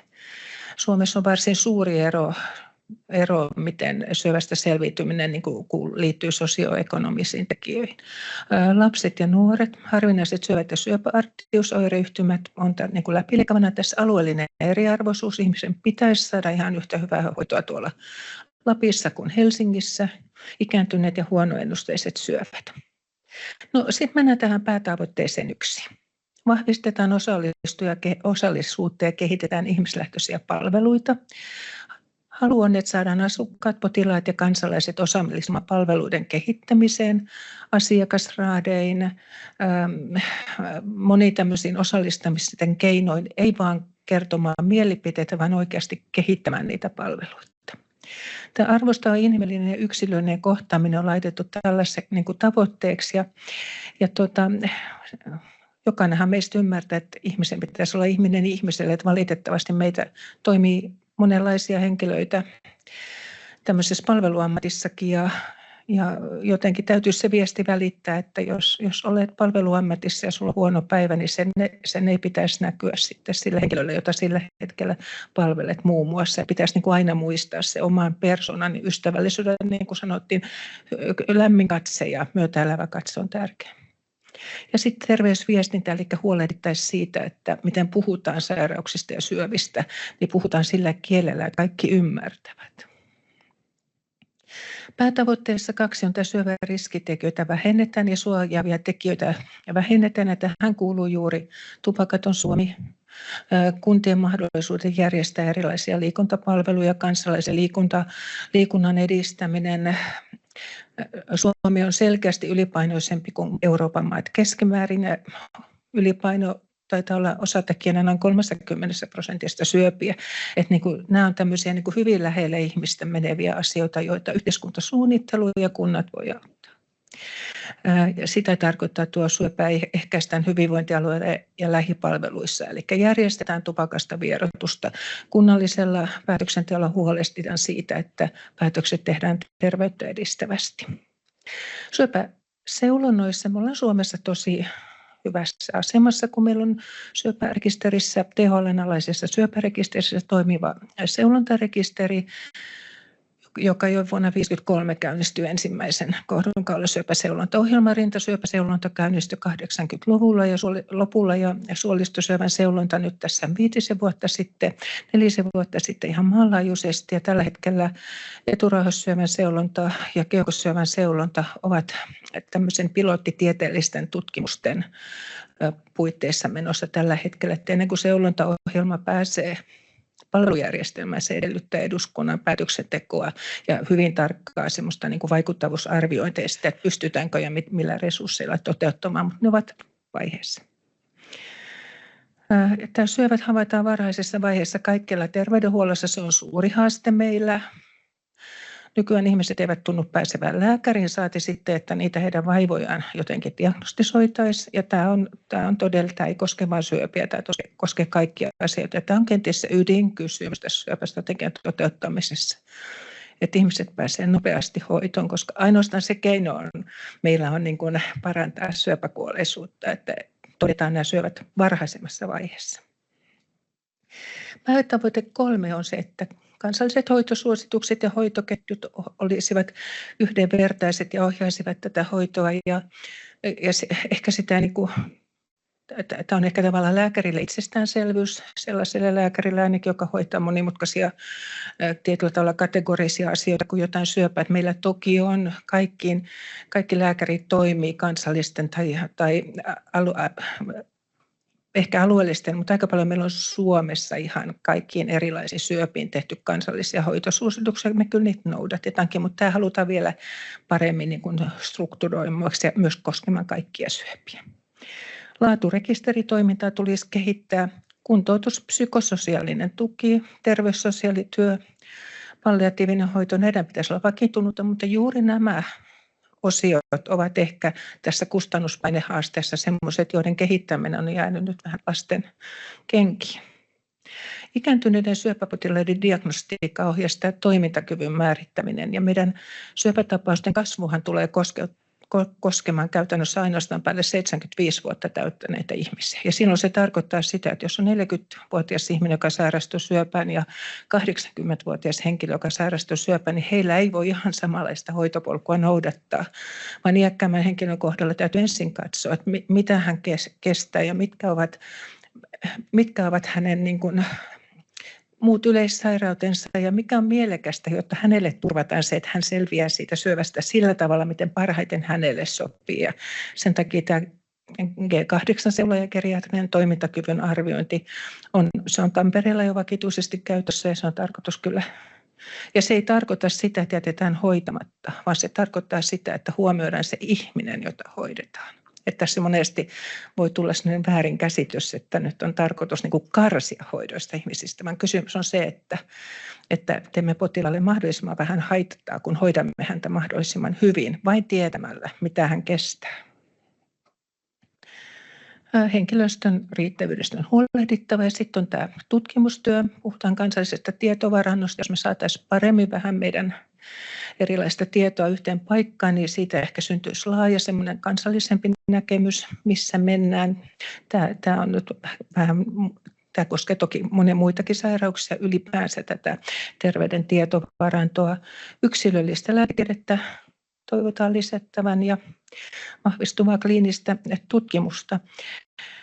No, sitten palataan tämän kohtaan, mikä teitä kiinnostaa. Että kun nyt oli esitetty nämä strategian päätavoitteet, niin no mitä sieltä sitten löytyy harvinaista syöpää sairattaville? No siellä oli tuo kohta 1.1. Asiakasraadit ja mukanaolo hoitosuosituksissa ja hoitopoluissa. No, yhdenvertaisuusperiaatteen nojalla on täysin perusteltua, että harvinaisille syöville on olemassa omat asiakasraatinsa ja omat spesifioidut hoitopolut, jotta he eivät jää muiden jalkoihin siinä, että heidän yksilöllisiä tarpeitaan ei huolehdita. Ja Anne ja me tiedetään monta vuotta tämän asian parissa työskennelleenä, että näihin asioihin liittyy sellaisia omia juttuja, mitä täytyy ottaa huomioon, jos kysymyksessä on harvinainen syöpä. Jokaisella potilaalla on syövänhoidon koordinaatiosta vastaava nimetty työntekijä, joka tunnistaa yksilölliset tarpeet. No, jos nyt lähdetään, tämä on haaste, hyvinvointialueidenhan tämä tulisi toteuttaa ja millä tavalla kukin sairaala tämän toteuttaa, mutta varsin perusteltua on, että jos lähdetään siitä, että henkilöille sovitaan tämmöinen nimetty työntekijä, niin lähdetään liikkeelle näistä henkilöistä, jotka ovat tavallaan sairastavat harvinaista syöpää, koska heillä tarvitaan sitä spesifistä tietoa aivan yhtä hyvin myös henkilöitä, jotka on esimerkiksi toimintarajoitteisia jollain tavoin, niin hekin tarvitsevat. Lähdetään niistä, jotka ovat tietyllä tavalla vähän heikommassa asemassa suhteessa siihen isoon syöpäpotilaiden joukkoon. Katsotaan, miten tämä toteutuu. Syövät havaitaan varhaisessa vaiheessa kaikkialla terveydenhuollossa. No, harvinaisissa syövissä meillä on nyt kahdenlaisia potilaita. Meillä on sellaisia, joilla on joku kiinteä kasvain, olkoon se suolistossa, keuhkoissa, missä hyvänsä. Ja se, että se on harvinainen, niin se selviää sitten vasta, kun se on lähdetty hoitamaan ja siitä saadaan se diagnostiikka. Että heillä se ongelma ei ole niinkään siinä, että ei niin kuin osattaisi epäillä tai diagnostisoida. Mutta sitten on ne, joilla on esimerkiksi verisyöpä on tyypillisesti sellainen, että siinä on hyvin erilaisia oireita, joita voi olla vaikea tulkita, että mistä nämä johtuu. Kun siellä ei ole se joku möykky tai kasvainen, joka kasvaa, vaan se on vain epämääräisiä oireita. Ja sitten on silloin, jos se syöpä on jossain todella harvinaisessa elimessä, että kenellekään ei tule mieleen epäillä, että siellä saattaisi jotain olla. Et meillä on niin kuin vähän kahdenlaista ja nyt erityisesti tämä, paitsi että yleiset syövän oireet niin tulisi tiedostaa, mutta meidän täytyy kehittää sitä perusterveydenhuollon ohjeistusta ja niiden kollegoiden, jotka työskentelee siellä, niin kehittää heille keinoja, joilla he tunnistaa semmoiset, puhutaan red flag-oireet tai tämmöiset punainen lippu, koska punainen lippu nousee jostain oireesta, milloin pitäisi niin kuin osata epäillä, että tässä, ja mikä on sitten se testi tai verikoe tai kuvaus, joka kannattaa ottaa. Ja Tanskassa on hyvät kokemukset tämän tyyppisistä asioista, että tämmöistä me lähdetään niin kuin kehittämään. Toinen on se, että luodaan tosiaan toimintamallit syöpäriskiryhmien tunnistamiseksi ja geenitiedon avulla, ja tämähän koskee näitä perinnöllisiä syöpäaltiosoireyhtymiä. Kaikkien etu on, että henkilö, joka kantaa tämmöistä syöpäaltiosgeeniä, on lopulta niin kuin saanut tiedon siitä, että hänellä on se. Ja heille on olemassa omat seuranta- ja toimintatapasuosituksensakin kyllä, että kyllä meillä on paljon tästä tietoa, mutta että pitäisi kaikki alttiit kantajat saada tunnistettua. Nykyäänhän on tilanne sellainen, että jos on munasarjasyöpä tai kohtusyöpä tai suolistosyöpä potilaalla, niin tästä kasvaimesta jo automaattisesti tehdään ne määritykset, että onko kysymyksessä perinnöllinen syöpäaltius, mikä tarkoittaa sitä, että kun me todetaan yksi uusi kohtusyöpäpotilas, tai sanotaan munasarjasyöpäpotilas, jossa se perinnöllisen alttiuden osuus on niin kuin selkeästi vähän suurempi, niin hänen kauttaan koko hänen lähisukunsa, jos hän on mutaation kantaja, saa sen tiedon, että kannattaa testata, oletko mutaation kantaja. Meillä on paljon ennaltaehkäisevää, mitä voidaan tehdä. Siitä on kyllä ihan kansalliset suositukset. Mutta tätä toimintaa kehitetään koko ajan, mutta tämä on itse asiassa aika aktiivista nyt. Kuntoutus, psykososiaalinen tuki, terveyssosiaalityö. Sana terveyssosiaalityö kuulosti semmoiselta, että YT-neuvottelun alaisessa virassa piti melkein ehkä minunkin katsoa, mitä tarkoittaa terveyssosiaalityö. Että täällä on tämmöisiä asioita, jotka on ehkä Euroopassa tuollaisissa etabloituneissa syöpäkeskuksissa aika niin kuin selviötä, että siellä varsinaisen lääketieteellisen hoidon ympärillä on paljon sitä muuta tukitoimintaa. Niin meillä tuntuu, että meillä on se lääketieteellinen hoito kyllä, mutta se tukiresurssit, niin ne on varsin vähäiset. Ja onneksi meillä on sentään kolmas sektori ja syöpäalueelliset ja syöpäjärjestöt mukana tässä, mutta tuntuu, että se on se, mistä aina ensimmäiseksi tingitään. Ja tätä toivottaisiin nyt kehittää kansallinen syöpäpotilaiden tukipalvelujen palveluvalikoima. No, tässä tulee ehkä tuskahiikkihelmiä kenelle hyvänsä, joka nyt lukee uutisia, että kun näin hienosti sanotaan, niin mistäköhän tähän nyt sitten löytyy rahat. Et strategia on sellainen, että siellä on hyvät tavoitteet, mutta se on se alku vasta. Sitten tämä vahvistuva kliininen tutkimus. Täällä nyt on oikein erityisesti mainittu harvinaiset syövät, että kliininen syöpätutkimus on erityisen tärkeää harvinaisia ja huonoennusteisia syöpiä sairastamia potilaiden kohdalla. No, yliopistosairaalat on kyllä aika hyvin nyt saatua niitä eurooppalaisia laatuakreditointeja ja muutoinkin ehkä perinteisesti. Mä tulen yliopistosairaalissa, jossa kliininen lääketutkimus syöpien osalta on ollut aina varsin aktiivista, johtuen aktiivisista jo eläkkeellä olevista professorikollegoista ja siitä historiasta, mutta entistä enemmän kliininen syöpätutkimus tulee siihen, että kun potilasta hoidetaan, niin se on yksi vaihtoehto siinä hänen hoitonsa aikana, että onko meillä joku tutkimus, josta tämä potilas hyötyisi. Ja se on oikeastaan meille syöpää hoitaville lääkäreille aika semmoinen arkipäiväinenkin asia jo, mutta eri asia on sitten se, että minkälaisia kliinisiä tutkimuksia me saadaan tänne Suomeen. Että miten lääkeyritykset niitä tarjoaa meille, että kysymys on siitä, saadaanko potilaita rekrytoituja, että ei se ihan yksinkertaista aina, ei Suomi on niin kamalan pieni maa sitten kuitenkin. No sitten on vielä yksilöllisten lääketieteen edelläkävijä, tässä on paljon tämmöistä TKI-asiaa, mitä toivotaan kehitettävän, ja tämä on vähän semmoinen, että tässä on määritelty, mitä toivotaan tehtäväksi, ja nyt sitten vaan pitäisi lähteä vähän toteuttamaan. Monitieteinen tutkimus, siis tutkitaan toki muitakin kuin niitä lääketieteellisiä asioita. Että tämä strategia nyt vain korostaa sitä tutkimuksenkin osuutta. Uusien syöpälääkkeiden käyttöönotto ja muiden hoitomenetelmien arviointi, tämä on tärkeää harvinaista syöpää sairastaville potilaille, että meillä pitäisi olla sellainen nopeampi kanava ottaa käyttöön lääkkeitä silloin, kun on kysymys harvinainen syöpä, jolla ei välttämättä ole hoitosuosituksissakaan niin kuin mitään, että millä hoidetaan. Ja tässä on niin kuin ehdotusta, miten tätä kehitetään. No, miten tämä syöpästrategia on sitten tarkoitus toteuttaa? No, se valmistui siis nyt. Keväällä 2026 käynnistyy nämä toimenpiteet, TKI-toimet, se tarkoittaa nyt varmaan näitä erilaisia tutkimusasioita sun muita. 2026-2027 täällä sanotaan säädösvalmistelusta, erilaista lainsäädäntöä. Syöpästrategian sote-toimet käynnistyvät yhteistyössä hyvinvointialueiden kanssa vuonna 2027 on tänne laitettu. Eihän tämä nyt heti niin kuin käynnisty. No, kaiken tämän hienon strategian lukemisen jälkeen herää niin kuin kysymys, kuka tekee, miten vastuut jaetaan eri tekijöiden kesken ja kuka maksaa. Julkinen rahoittaja valtion erillisrahoituksena vai joutuuko kaikki hyvinvointialueet siinä omassa budjetissaan priorisoimaan näitä syöpästrategian tavoitteita? Meillä on valtavasti muitakin sairausryhmiä, jotka kaipaisivat rahoitusta. Ja loppuviimeksi tässä on kysymys poliittisesta päätöksenteosta ja priorisoinnista. Ja tällä hetkellä mun nähdäkseni ei ole ihan just vielä mitään korvamerkittyä rahaa niin kuin valtion taholta tulossa tämän strategian implementointiin, mutta tietysti sitä yritetään saada, mutta tässä tulee nyt sitten kysymys sen politiikka. Tämä oli tämä viimeinen kysymyksiä herättävä dia.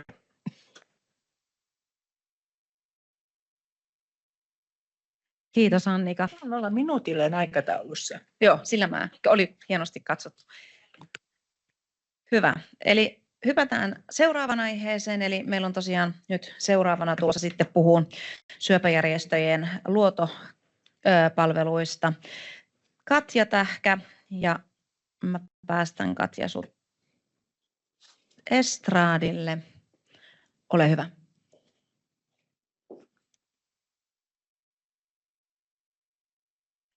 Kiitos ja hei vaan kaikille munkin puolesta.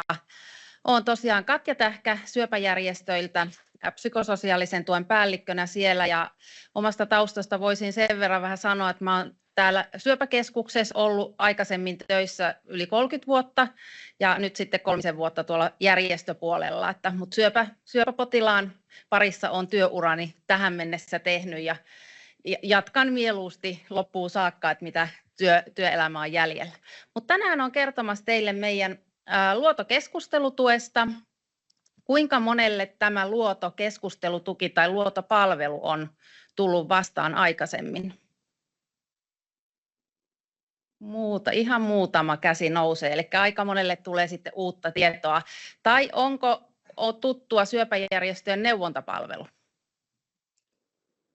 No ei kauhean montaa ylimääräistä kättä noussut. Eli meillä on tämän vuoden alussa lanseerattu tällä uudella luotokeskustelutukin nimellä tämä vanha neuvontapalvelu, eli se on aiemmin ollut neuvontapalvelu nimellä, että jos on se tuttu. Pikkusen perustietoa syöpäjärjestöistä. Syöpäjärjestö on Suomen suurin kansanterveysjärjestö ja meidän alle kuuluu aika paljon toimintaa ja se on monelle aika semmoinen himmeli, ettei kaikkea ehkä tunnista, että kuuluukin syöpäjärjestön toimintaan. Suomen syöpäyhdistys on meidän keskustoimisto, joka toimii täällä Mäkelänkadulla Helsingissä. Ja sitten meidän alle kuuluu Syöpäsäätiö, mistä varmaan Roosanauha-keräys on se tunnetuin tapahtuma. Ja nyt joulukeräys lähti käyntiin, taisi olla viime viikolla vai tämän viikon alussa. Syöpärekisteri, joka tilastoi syöpätapauksia, kuolleisuutta, tekee syöpätutkimusta myös, niin kuuluu syöpäjärjestöjen alle. Ja sitten he myös koordinoi syöpäseulontoja. No se, mitä sitten niin kuin, sairastuneille, läheisille ja kaikille syövästä huolestuneille, niin meidän palvelut tarjoaa meidän 12 alueellista syöpäyhdistystä sekä 5 potilasjärjestöä.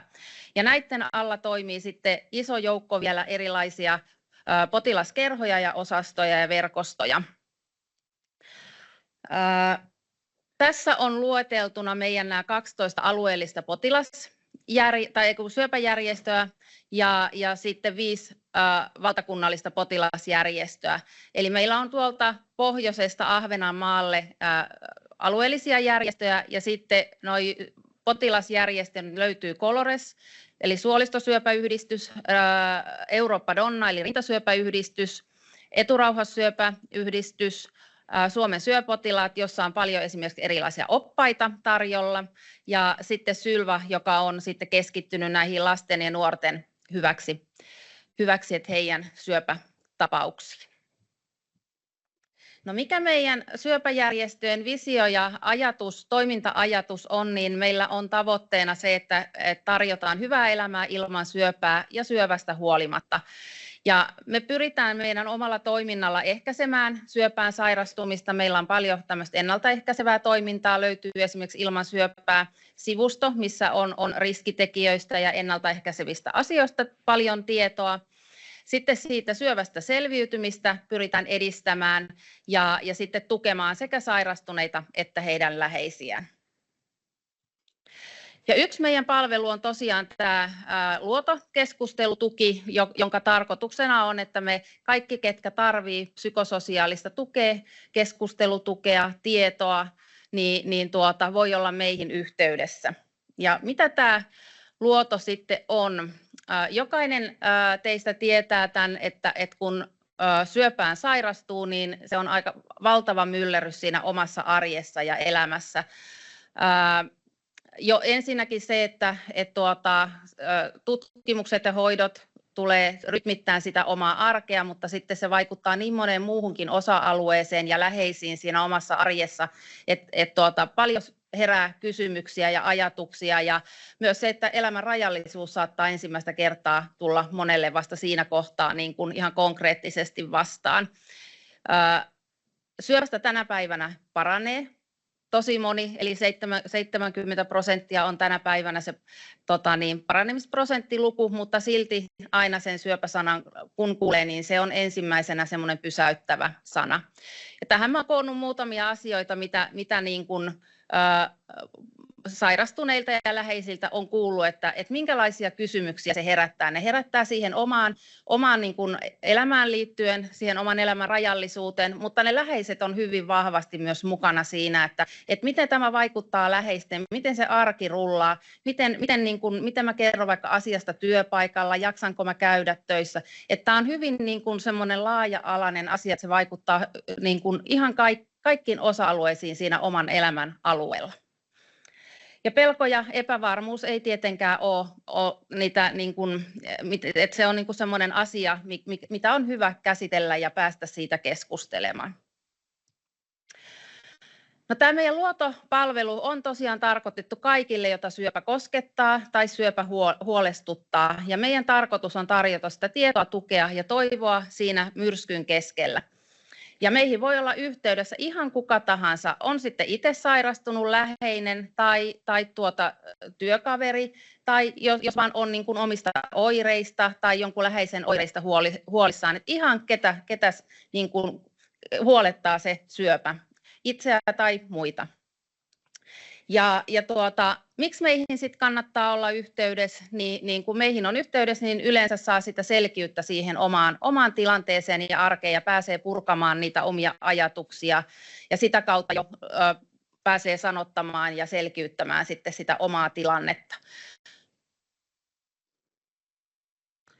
No, mitä meillä on lupauksia, mitä me luvataan sitten tällä meidän palvelulla, niin tässä luotopalvelussa meillä on sosiaali- ja terveydenhuollon ammattilaiset, jotka vastaa täällä, eli he on pääsääntöisesti sairaanhoitajia, jotka on myös itse työskennellyt jossain syöpäsairaalassa, jossain siinä omaa uraansa, ja heillä on niin kuin tuntemus siitä syöpäpotilaan hoitopolusta, minkälaisia hoitoja käydään läpi, mitä se tarkoittaa, kun syöpähoidoissa käy, mitä se tarkoittaa läheiselle, kun läheinen sairastuu syöpään. Eli meiltä löytyy sitä ymmärrystä ja me myös koko ajan koulutetaan näitä ammattilaisia. Eli meillä lääkärit on pitämässä luentoa, meillä on erilaisia muita asiantuntijoita pitämässä luentoja. Niin kuin joka kuukausi meillä on esimerkiksi aamutunti, jolloin näitä pidetään. Ja meillä on noin 50 ammattilaista ympäri Suomen, eli meitä on aika iso joukko tarjoamassa tätä luotopalvelua.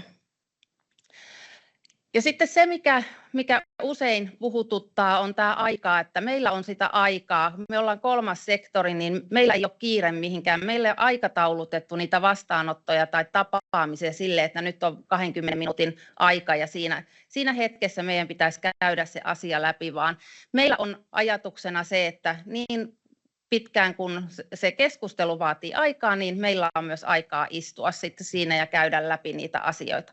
Ja myös se, että niin monta kertaa kun on tarve. Toiselle riittää 1 kerta, jollekin voi, että ollaan mukana koko sen hoitopolun sieltä diagnoosihetkestä sinne seurantaan saakka. Ihan sen mukaan, että mikä kenellekin sopii ja kuinka kukakin tarvii. Ja se on tietysti juuri tämä, että me pohditaan sitä asiaa juuri niin kuin sen asiakkaan lähtökohdista ja tarpeista. Eli me ei tuoda itse niin kuin niitä, että mitä kukakin tarvisi, vaan lähdetään siitä asiakkaasta, mitä hän haluaa meille kertoa ja mitä tarpeita hänellä on. Niistä lähtökohdista sitten lähdetään liikkeelle.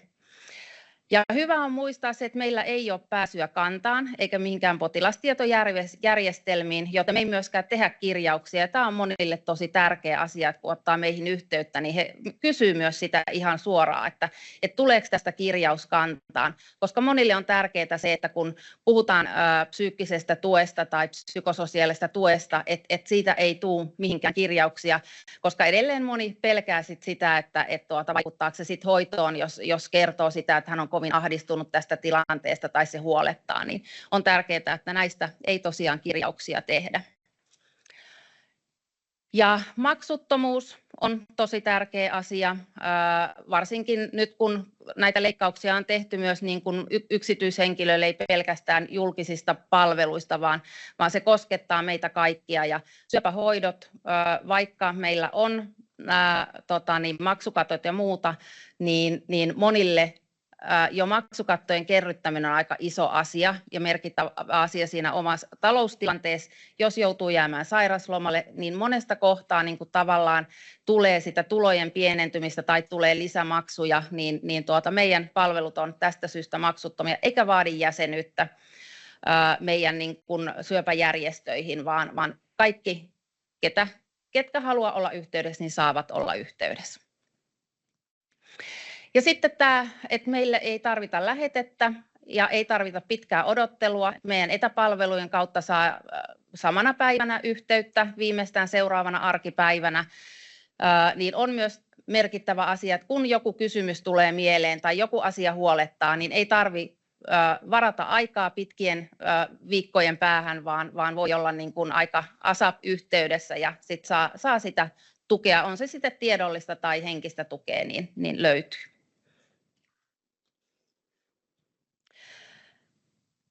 No, tässä halusin nostaa vähän näitä, koska huolenaiheita on aina kun vakavasti sairastuu, niin tulee tosi paljon ja niiden käsittely ei ole aina helppoa.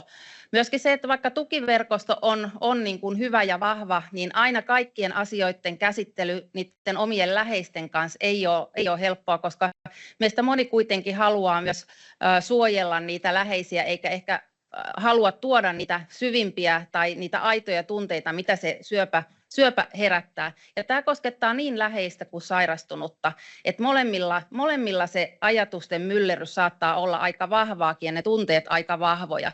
Niin silloin esimerkiksi ammattilaisen tai vertaistukihenkilön kanssa käydyt keskustelut on tosi arvokkaita, eli pääsee niin kuin purkamaan niitä tunteita ja pohtimaan ja sitten myös huomaamaan sen, että niiden tunteiden ja ajatusten kanssa ei ole yksin, että on monia muitakin, jotka käy ihan samalla tavalla niitä asioita läpi.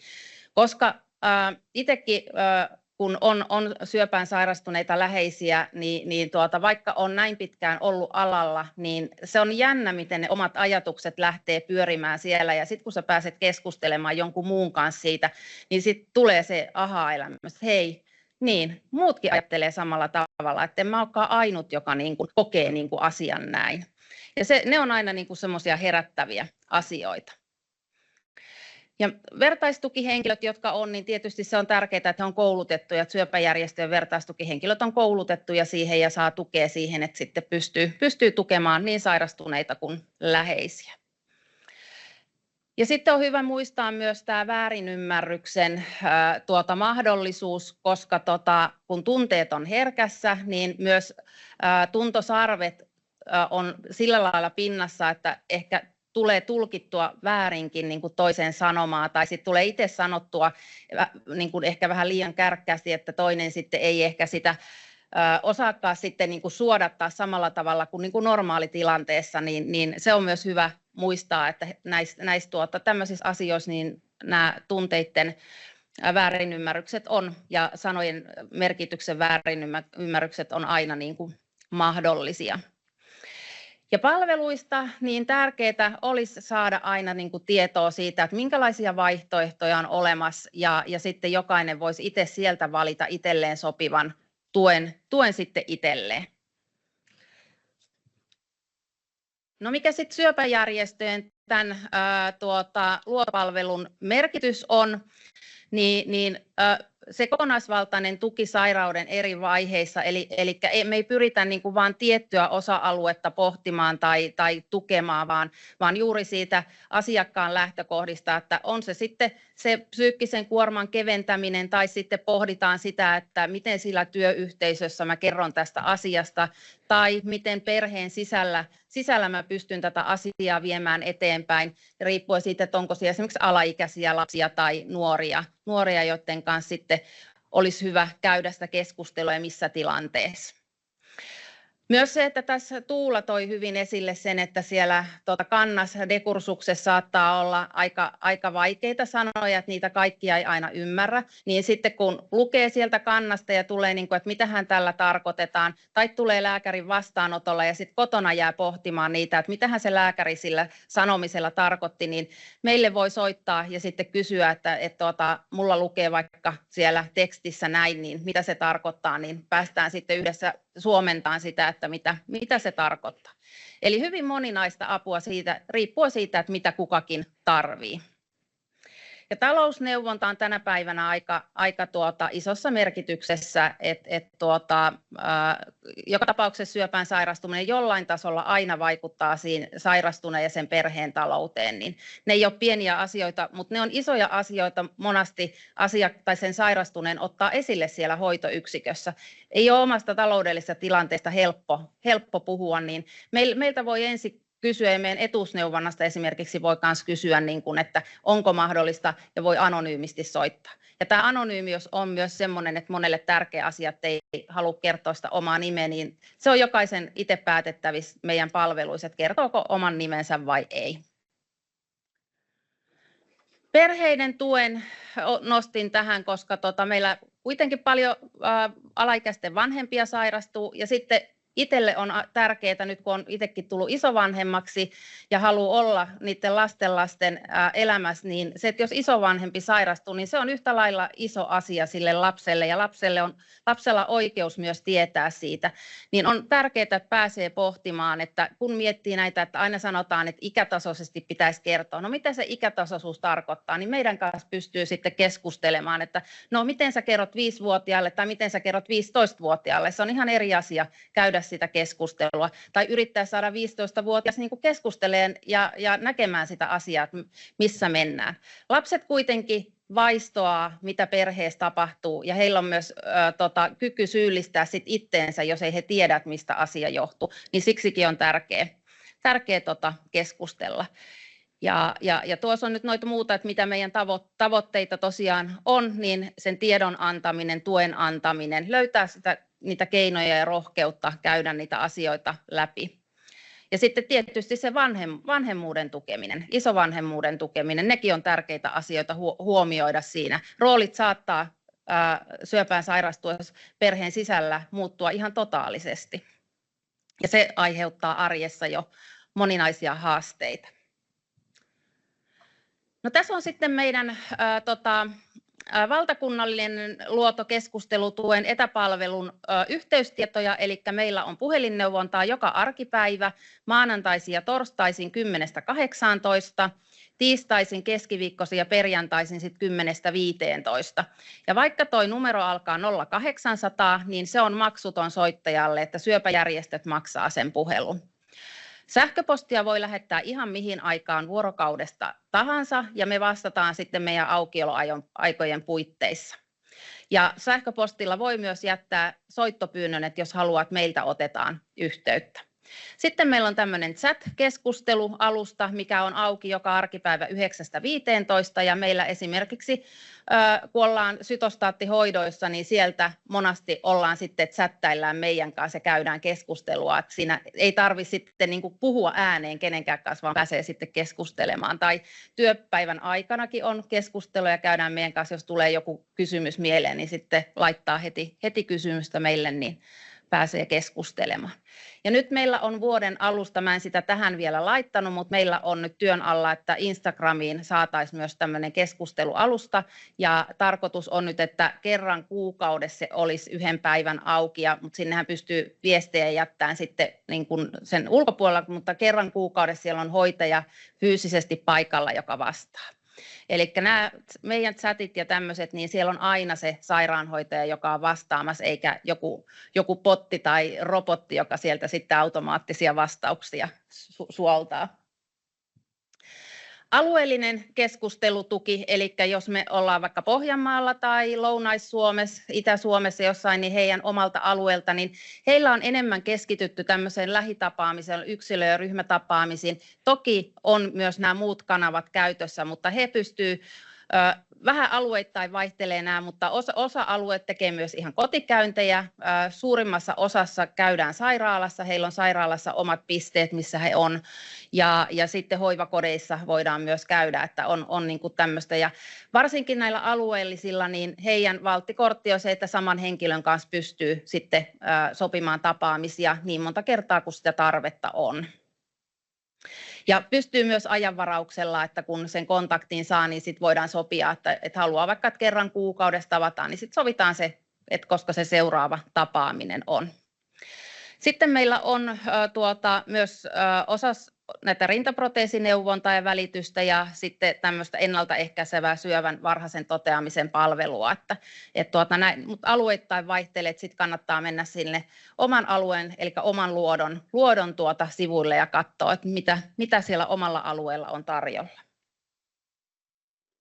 Ja tässä palautteita, musta näitä on aina niin ihana lukea näitä palautteita, mitä me saadaan, että ollaan niin tyytyväisiä tähän palveluun ja se, että siellä on niin kuin ammattilainen vastaamassa, joka ymmärtää tämän tilanteen ja sitten se, että nopeasti saadaan yhteyttä meihin, että ei tarvitse hirveän pitkiä aikoja odotella. Ja siitä, että joku on, joka kuuntelee, tulee kuulluksi, koska me ollaan sitten kuitenkin sairaaloiden tukitoimintaa, eli se, että sairaaloissa annetaan hyvää syövänhoitoa, niin sitten me ollaan tukena siinä, että me tuetaan sitten sitä muuta elämää siellä. Ja tuossa on vielä tuo luoto-osoite, eli luoto.info, niin sieltä kautta löytää meidän palveluja. Kysyinkö aikataulusta? Kiitos Katja. Katja varmisti, että pysykö aikataulussa. Taidetaan olla vähän etukenossa. Meillä on nyt seuraavana sitten esiintymässä meidän asiakasraadin jäsen, kokemustoimija Heini Alsio. Ja Heini ensin pitää esityksen ja sitten eikö vaan Heini, että kysymyksillekin on vielä aikaa tai kommenteille sitten sen jälkeen. Mielellään vastaan kysymyksiin. Loistavaa. Ja sen verran sanon tässä vielä, että pyydettiin edelleenkin muistuttaa siitä, että etäosallistujat, siellä teillä näkyy keskustelupalsta ja erikseen toinen palsta Q&A. Se keskustelupalsta ei toimi, eli sinne ei pysty niitä kysymyksiä ja kommentteja laittamaan, vaan käyttäkää sitä Q&A-kohtaa, niin sieltä pitäisi onnistua ja niitä sitten täällä päin katsotaan ja luetaan ja kommentoidaan. Mutta pitemmittä puheitta, Heini, ole hyvä. Kiitos. Mä voisin tehdä jotain poikkeuksellista, että yleensä mä aina lopetan kiitoksiin, mutta tänään mä ajattelin, että mä voisin aloittaa kiitoksilla. Se johtuu ehkä myös paljolti siitä, että kaikki aikaisemmat puhujat niin on käsitellyt niitä aiheita, mitä minäkin tänään käsittelen, mutta mulla on ollut unelma aika monta vuotta siitä, että jotain tämän kaltaista voisi olla kuin harvinaiset syövät ja syöpäalttiusoireyhtymät, että sitä aihetta pidettäisiin esillä, että sitä aihetta ei unohdettaisiin. Ja paljolti tästä kaikesta on kiittäminen Annika Aurasta, joka kerran tarttui minua hihasta ja sanoi, että että asialle täytyy tehdä jotain ja todettiin, että ei ole resursseja, niin Annika sanoi, että ne resurssit hankitaan.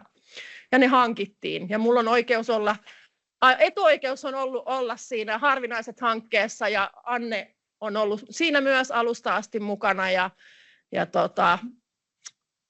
ilman sitä työtä niin luulen, että oltaisiin aika paljon enemmän lapsen kengissä kuin mitä ollaan. Ja sitten tähän asiakasraatiin, mitä tulee, kerron teille kohta tarkemmin, mitä se käytännössä tarkoittaa, mutta siihen ehkä sen toiminnan niin kuin ytimen hienoin asia mun mielestä on vuoropuhelu lääkäreiden, hallinnon ja meidän potilaiden välillä. Ja siihen ehdoton iso kiitos Annelle ja sitten Minna Pöyhöselle. Ja mä väitän, että meidän asiakasraati olisi ihan hyväkin pelkillä potilailla, mutta se on äärimmäisen toimiva ja tehokas. Kiitos teidän tuen. Eli ehkä sellainen alustus tähän tällä kertaa. Mitä harvinaiset syövät ja syöpäalttiusoireyhtymät asiakasraati tarkoittaa käytännössä? Mä olen asiakasraatilaisena aika uusi. Mä olen ollut kaikenlaisissa kehittämishankkeissa ja vaikka missä esillä aiheen kanssa vuosikaudet, mutta asiakasraatitoiminta ei ollut mulle kauhean tuttua ennestään, mutta esimerkiksi HUSilla on noin 20 erilaista asiakasraatia ja sillä tähdätään nimenomaan siihen potilaslähtöisyyteen ja potilasosallisuuteen. Ja ne 2 aihetta on lähellä mun sydäntä, joten kun kuulin, että haku on auki, niin ehdottomasti hain ja pääsin sisään ja olen nyt semmoisen vuoden verran saanut toimia siinä raadissa. Ja meidän raatiin kuuluu siis HUSin hallinnon puolelta ihminen, lääkäri ja sitten meitä on itse asiassa, vaikka onkin HUSin asiakasraati, niin meillä on pitkin Suomea potilasjäseniä. Ja mun mielestä se on hienoa. Varsinkin harvinaissyövissä se tilanne ja syöpäalttiusoireyhtymissä on se, että meillä on iso maa, mutta meitä on vähän ihmisiä. Niin jos me keskityttäisiin vaan siihen meidän omaan pieneen alueeseen, niin meiltä jäisi tosi paljon tärkeää ja arvokasta tietoa saamatta. Musta on myös hienoa, että meidän asiakasraadissa on aika laaja otanta eri sairauksia, eri syöpäsairauksia, harvinaissairauksia, mutta myös se maantieteellinen hajautus tukee siinä, että me opitaan vähän, että miten tämä juttu tehdäänkin Turun alueella tai Tampereen alueella tai niin edespäin, ja ehkä me voidaan ottaa jotain oppia toisiltamme. Menen vaan eteenpäin. Sitten mun tarina. Mä olin noin kuukausi sitten, mua pyydettiin puhumaan syövästä ja sitä varten laskin, että kuinka kauan mä oon sairastanut syöpää, ja nyt se oli helppo päivittää, kun se oli laskettu. Mutta mä oon sairastanut 8620 päivää syöpää. Eli mä oon sairastunut 17-vuotiaana ja silloin mä sairastuin semmoiseen myeloproliferatiiviseen sairauteen nimeltä essentiaalitrombosytemia. Mutta se diagnoosi oli alun perin jo väärä, koska ICD-tautiluokituksessa ei silloin vielä ollut sellaista sairausta kuin primäärimyelofibrosi, johon se sitten muutettiin, kun se tautiluokitukseen tuli. Ja mulla oli semmoinen epäonninen tilanne, että mun tauti leukemisoitui ja tällä hetkellä virallinen diagnoosi on postmyelofibroottinen määrittelemätön myeloiden leukemia. Mutta mä puhun usein verisyövästä, koska nuo sanat ei suurimmalle osalle teistä sano yhtään mitään, eikä kyllä sano suurimmalle osalle potilaistakaan. Ja valitettavasti ei myöskään lääkäreille. Mitä se on sitten tarkoittanut mun elämässä? No siinä on lista siitä, mitä se on voinut tarkoittaa. Ja usein näitä niin kuin kokemusasiantuntijan tehtävissä joku kysyy multa, että miten verisyöpä oirehtii tai miten sitä hoidetaan, kun ei ole sellaista paikkaa, missä se syöpä olisi, vaan se syöpä on kaikkialla. Ja se on tosi hyvä kysymys. Ja se voi oireilla hyvin eri tavoin ja sitä voidaan hoitaa hyvin eri tavoin. Mun kohdalla se on tarkoittanut tosiaan hirveän määrän pillereitä ja tiputuksia ja piikkejä ja ties mitä. Se on tarkoittanut ikäviä luuydinäytteitä. En muista enää. Joskus laskin, että kun oli mennyt 30, niin siihen asti laski ja totesin, että ehkä ei kannata enää laskea. Sen lisäksi se on tarkoittanut aivan järjettömän määrän tutkimuksia. Niitä tehdään jatkuvasti ja edelleen paljon mulle. enkä niistä kaikista edelleenkään nauti, vaikka tiedän, että ne on tarpeellisia. Ja tällä hetkellä tilanne on se, että olen sairaalahoidossa, mutta kotilomalla tässä samassa korttelissa, mutta myös osastojaksoja aika paljon. Mun sairaus oireilee pääosin kipuna ja kuumeena. Mulla on enemmän päiviä, milloin mulla on kuumetta, kuin päiviä, milloin mulla ei olisi kuumetta. Ja se ei ole vain sellaista pientä lämpöilyä, vaan mulla on semmoista sahaavaa kuumetta, joka parhaimmillaan voi olla siellä alilämmön puolella alle 3-5 ja nousta 4-2. Ja tämä saattaa toistua useita kertoja vuorokaudessa, usein öisin. Sen lisäksi mulla on kipua ja huimausta ja uupumusta ja unettomuutta ja ties mitä kaikkea muuta. Mun luidin ei tällä hetkellä oikein enää pysty tekemään mun verisoluja, mutta elimistö on niin fiksu, että se verisolutuotanto on siirtynyt mun pernaan. Ja se on siis mahdollista, että nyt perna tuottaa niitä hengissä pysymiseksi välttämättömiä soluja, mutta se myös tarkoittaa sitä, että perna on niin jättimäinen, että se painaa mun vatsalaukun kasaan, eli mä en voi oikeastaan syödä mitään muuta kuin nestemäistä ravintoa tällä hetkellä. Ja sitten yksi, mikä ei tulisi koskaan mieleen, että jos mulla ei olisi syöpää, niin mä en 41-vuotiaana varmasti sairastaisi osteoporoosia, mutta kiitos syövän ja hoitojen sairastan osteoporoosia ja se on aiheuttanut mulle kuoliota reisiluuhun ja se on aiheuttanut esimerkiksi kesällä sen, että multa alkoi irrota hampaat ja mun molemmat leukaluut piti operoida sen takia. Ajatuksena siis lähinnä se, että jollain on verisyöpä ei välttämättä tarkoita sitä, että ne oireet olisi jotenkin samanlaiset kaikilla. Mulla ne on ollut tällaista. No mitä muuta se on sitten ollut? Niin, se on ollut kaikenlaisia tunteita, hyvin monipuolisia tunteita. Tuula tosi ihanasti kuvasi sitä tunnekuormaa, mitä se on ollut. Ja sitä se on ollut myös mulla hyvin samanlaista. Se on ollut huolta ja se on ollut välillä pelkoa ja epävarmuutta ja lukemattomia erilaisia tunteita, niin kuin te tuosta näette. Ehkä se niin kuin isoin, mikä mulle on noussut kyllä tässä vuosien varrella on myös tietynlainen kiitollisuus. Että vaikka joku voisi ajatella, että tällä hetkellä mun elämä on tosi haastavaa ja vaikeaa ja tuskallista, niin mun elämässä on tapahtunut hyviä asioita ton 23 vuoden aikana. Mä oon saanut 2 lasta, kylläkin sytostaattihoitojen tuella, mutta mulla on 2 tervettä poikaa, teini-ikäistä poikaa nyt. Ja mä oon saanut opiskella ja mä oon saanut olla koko ajan työelämässä. Kiitoksista jäi kiittämättä myös järjestöpuoli. Oli ihana kuunnella Katjan esitystä tuossa. Ja esimerkiksi Suomen syöpäpotilaat ry on ollut isona tukena mulle ja mun työelämässä pysymiselle. Tuossa muutama vuosi sitten heillä oli sellainen hanke, joka tuki syövän ja työn yhdistämistä ja mä pääsin osaksi sitä ja se oli varmaan yksi iso syy, miksi mä oon ollut töissä näihin päiviin asti. Ja mitäs muuta? Ehkä noiden kaikkien tunteiden lisäksi, niin siellä on herännyt vahva halu vaikuttaa. Mä oon ehkä aina ollut sen tyyppinen ihminen, että kun on joku epäkohta ja mä näen sen, niin mä en oikein pääse irti siitä, että asioita voitaisiin tehdä paremmin. Ja jokainen harvinaissyöpäpotilas Suomessa huomaa tilanteita, missä asiat voitaisiin tehdä paremmin. Ja olen halunnut olla asiaa tuomassa esiin ja myös omalta osaltani vaikuttamassa, ja se on yksi iso syy, miksi mä oon myös asiakasraadissa tällä hetkellä. Pistän vaan Joo. Tämän päivän otsikkona oli tukea, tietoa ja tutkimusta. Ja mä ajattelin, että mä voisin vähän kertoa siitä, että mitä kaikkea toi on mulle tarkoittanut, noin 3 sanaa. Tukea. Mä olin siis tosiaan 17-vuotias, kun mä sairastuin ja mä sairastuin sairauteen, johon sairastuu 20 potilasta vuosittain Suomessa. Ja sairastuneiden mediaani-ikä on 65 ja suurin osa niistä on miehiä.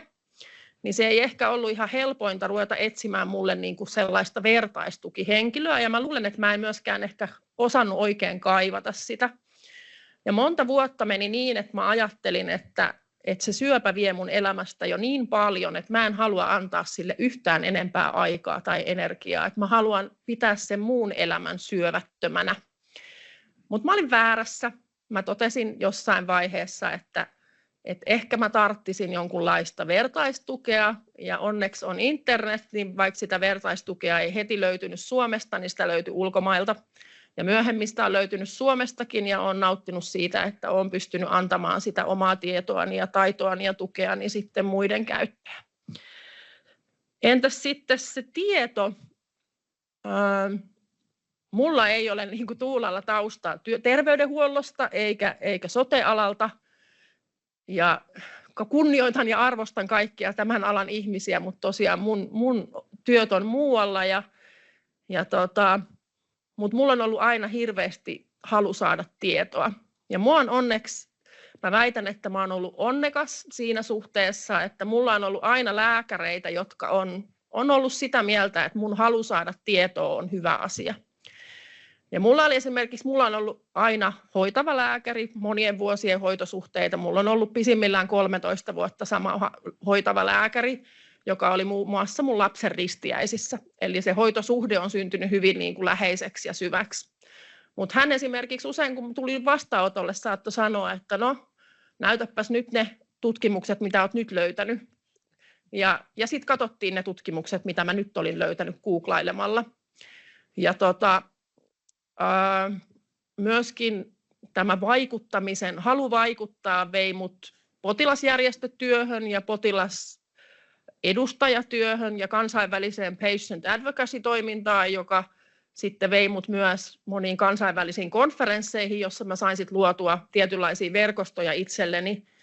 Ja niin kuin tässä aikaisemmin kuultiin, että syöpästrategiassa, jossa onneksi olen minäkin saanut olla mukana sitä tekemässä ja meillä vihdoin sellainen on, niin joka ikinen kerta multa joku kysyy, että minkälainen on suomalainen syöpästrategia tai mitä teillä siihen on. Ja kerran esimerkiksi armeenialainen syöpätoveri istui vieressäni ja esitteli heidän syöpästrategiaa ja mun piti vaan vastaa, että meillä ei sellaista ole, mutta nyt meillä on. Seuraavan kerran mä voin sanoa, että nyt meillä on ja ollaan siitä ylpeitä, vaikka toki sieltä paljon meitä harvinaisia asioita jäi pois, mutta siellä on tosi olennaisia ja hyviä asioita. Mutta toinen asia, mitä ne kansainväliset konferenssit mulle toi, niin ne toi tietenkin hirveän määrän tietoa. Mun piti opetella aika lyhyessä ajassa älyttömän määrä hematologista sanastoa. Mun piti opetella, miten tehdään akateemista lääketieteellistä tutkimusta tai miten tehdään lääketutkimusta, jotta mä pystyin ymmärtämään ja omaksumaan sitä tietoa.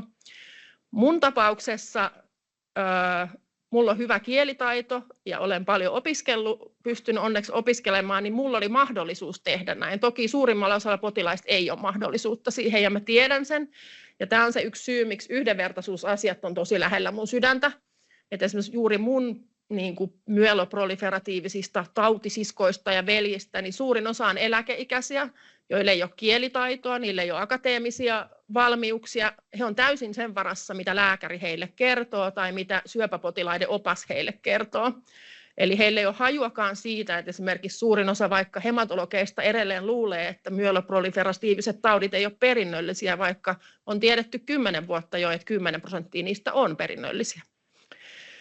Ja tämä myös poiki mulle useamman lääketutkimuksen. Eli mä löysin semmoisen lääketutkimuksen, joka voisi sopia mulle.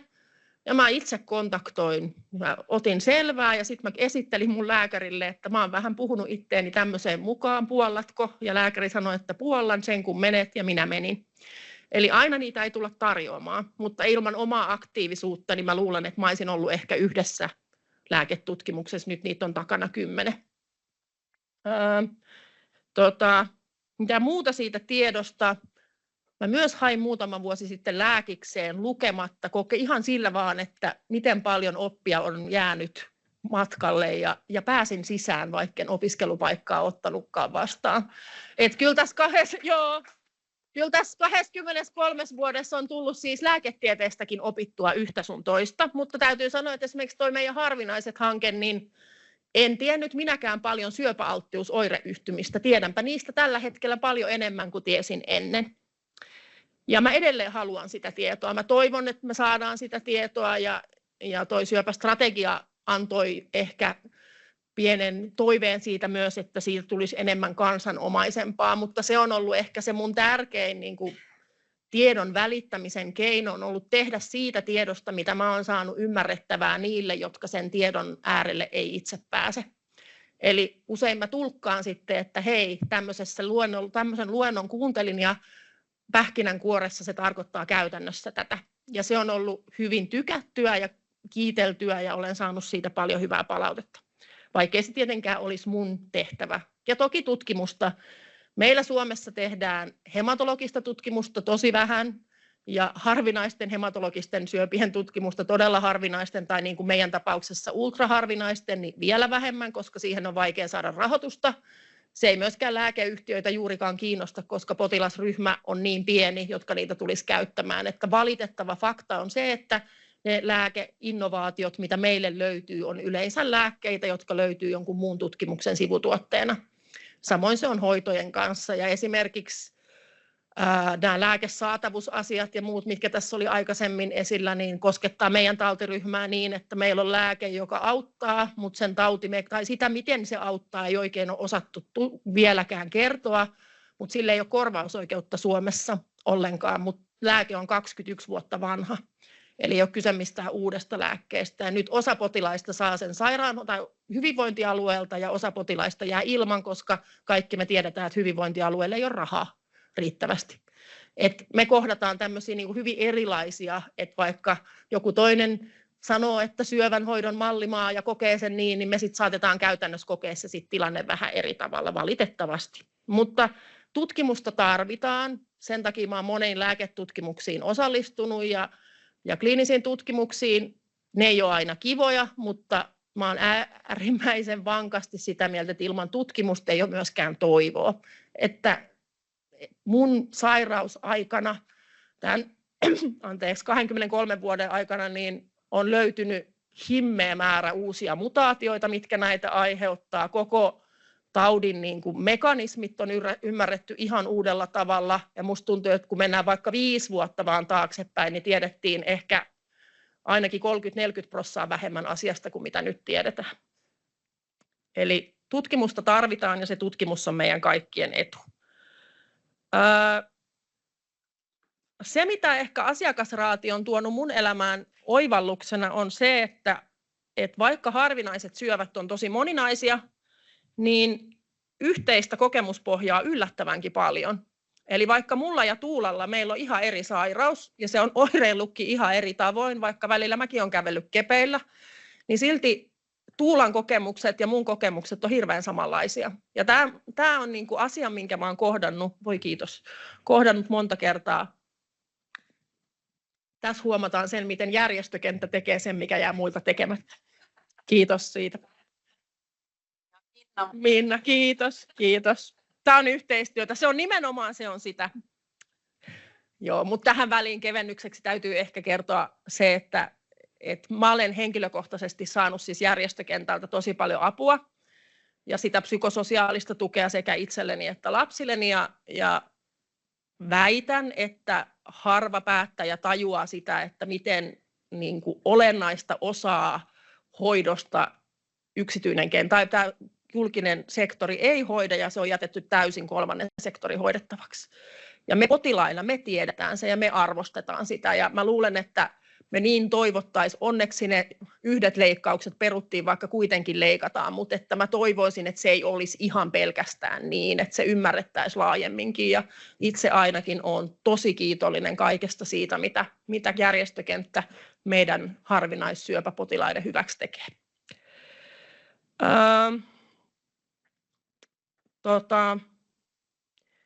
Ehkä siihen potilaslähtöisyyteen ja asiakasosallisuuteen, mikä on iso teema siinä syöpästrategiassa, niin siinä ollaan niin kuin ehkä tämän asiakasraatikokemuksen ytimessä.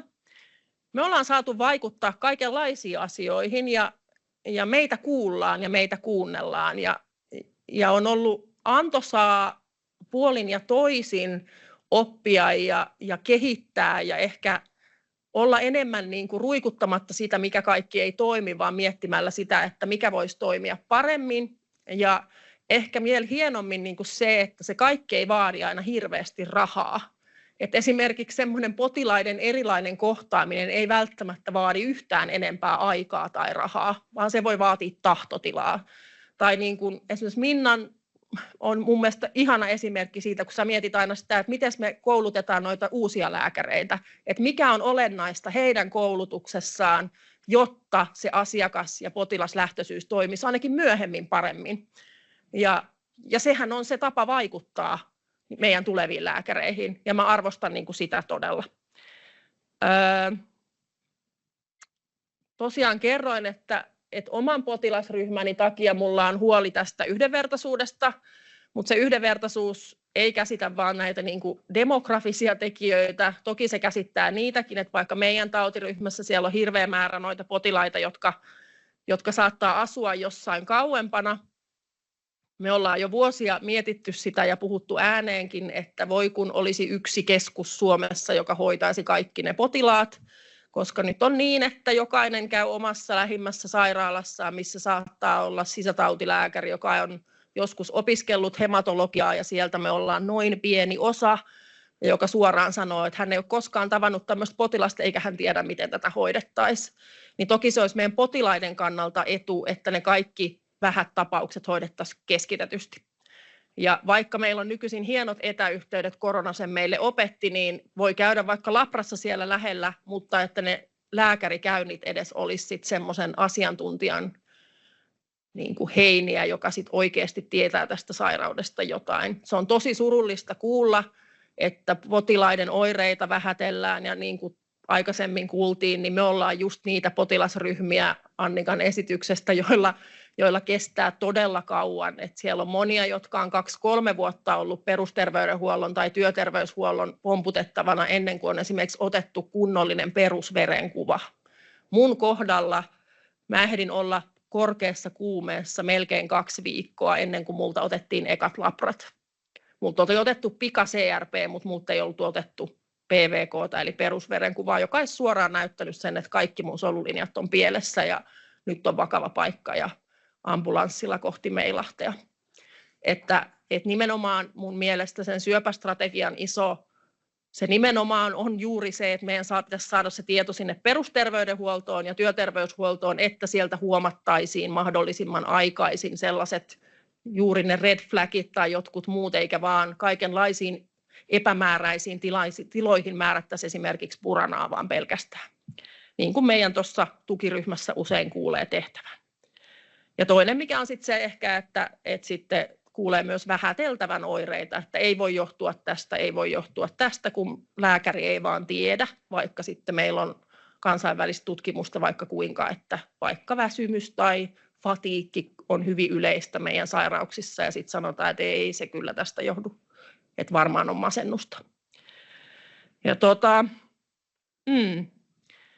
ja niin kuin mä sanoin, niin se mahdollisuus käydä sitä aitoa vuoropuhelua ammattilaisten kanssa, niin mä rakastan sitä. Ja se on mulle tärkeää. Mulla on aina ollut sellainen olo kaikissa hankkeissa ja kaikkien lääkäreiden kanssa, joiden kanssa mä oon ollut pidemmässä hoitosuhteessa, että mua kuullaan ja sitä, mitä mä sanon, niin arvostetaan. Ja ikään kuin siinä käydään oikeaa, aitoa vuoropuhelua, eikä se ole niin, että toinen puhuu ja ikään kuin mun pitäisi vaan niin kuin omaksua se, mitä se toinen mulle puhui. Mä oon saanut olla päättämässä mun hoitolinjauksista pitkään, ja koska mulla on tosi vaikea tilanne ollut monta kertaa, niin mun hoidosta on järjestetty tämmöisiä miittinkejä. Ja mä sitten kerran satuin kysymään, että onko sille joku syy, miksi niistä kirjataan aina niin vähän, ja mä en tiedä, mitä siellä tapahtuu. Ja mä sain semmoisen vähän epämääräisen vastauksen. Ja sitten mä kysyin kerran, että onko sille joku juridinen este, että mä en voisi osallistua sinne. Ja sitä sitten alettiin selvittämään ja sitä selvitettiin juristilta asti ja todettiin, että sille ei ole mitään juridista estettä. Jolloin sen jälkeen mä oon istunut joka ikisessä moniammatillisessa palaverissa mun hoitoa koskien itse. Mä tiedän, että näin ei tapahdu paljon ja lääkärit ei tästä tykkää, mutta mulla on ollut se etuoikeus, koska mä vaadin sen, että tämä voisi olla mun oikeus. Mä haluan suoraan tietää, mitkä on riskit. Ja mä myös haluan suoraan tietää, että minkä asioiden kanssa me ollaan tekemisissä. Ja asiakasraadissa on myös tosi hyvä, että jos meillä on hyviä ideoita, niin sitten meillä on lääketieteen ammattilaisia, jotka ehkä sit osaa tuoda niihin meidän ideoihin vähän ehkä lihaa luiden ympäri, ja sitten me saadaan paras mahdollinen lopputulos yhdessä. Ja sitten on tämä meidän, mitäs konkreettista me ollaan saatu aikaan. Tosiaan mun ura on ollut aika lyhyt vielä, mutta tämä hieno esite, joka teillä siellä nyt on kaikilla, on meidän asiakasraadin tekosia hyvin suurelta osin. Toki Anne auttamassa siinä ja sitten myös järjestökenttä auttamassa, mutta eikä vaan, että me laitettiin tämä teksti aika uusiksi. Me asiakasraadissa todettiin, että ei voi sanoa noin, tai me toivottaisiin, että ei sanottaisi näin. Tai siellä esimerkiksi kohdassa diagnoosin saatuasi mä jo kertaalleen viittasin siihen, että kun omat voimat ei riitä etsimään sitä apua, niin voisi olla tämä luotopalvelu, että joku toinen tekisi sen. Että on vaikea etsiä palvelua, josta et tiedä. Että kun kukaan ei ole sulle kertonut, että mitkä palvelut sulle kuuluisi, ja sit sä oot vielä ihan uuvuksissa, tai niin kuin minä vaikka pahoinvoin, kun mä katson tietokoneen ruutua, niin ei siinä vaiheessa googlailla siellä, niin kuin, että no mitäs mun nyt pitäisi tässä tehdä, niin on joku, joka auttaa.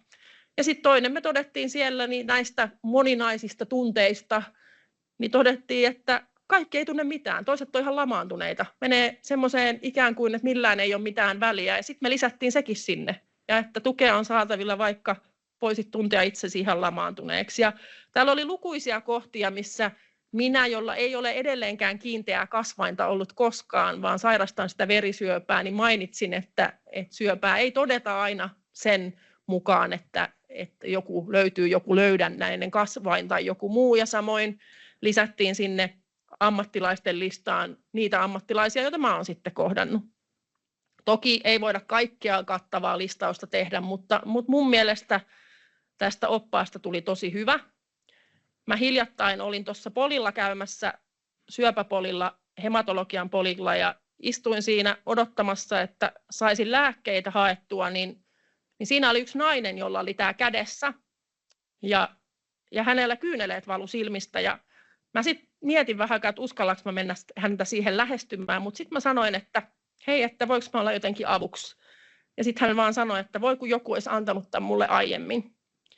Ja ehkä mun mielestä se oli aika hieno osoitus siitä, että me tehdään just sitä, mitä tarviikin. Että just semmoista vaikuttavaa työtä, potilaita silmällä pitäen niin, että potilaiden hyvä olisi kaikkien yhteinen hyvä.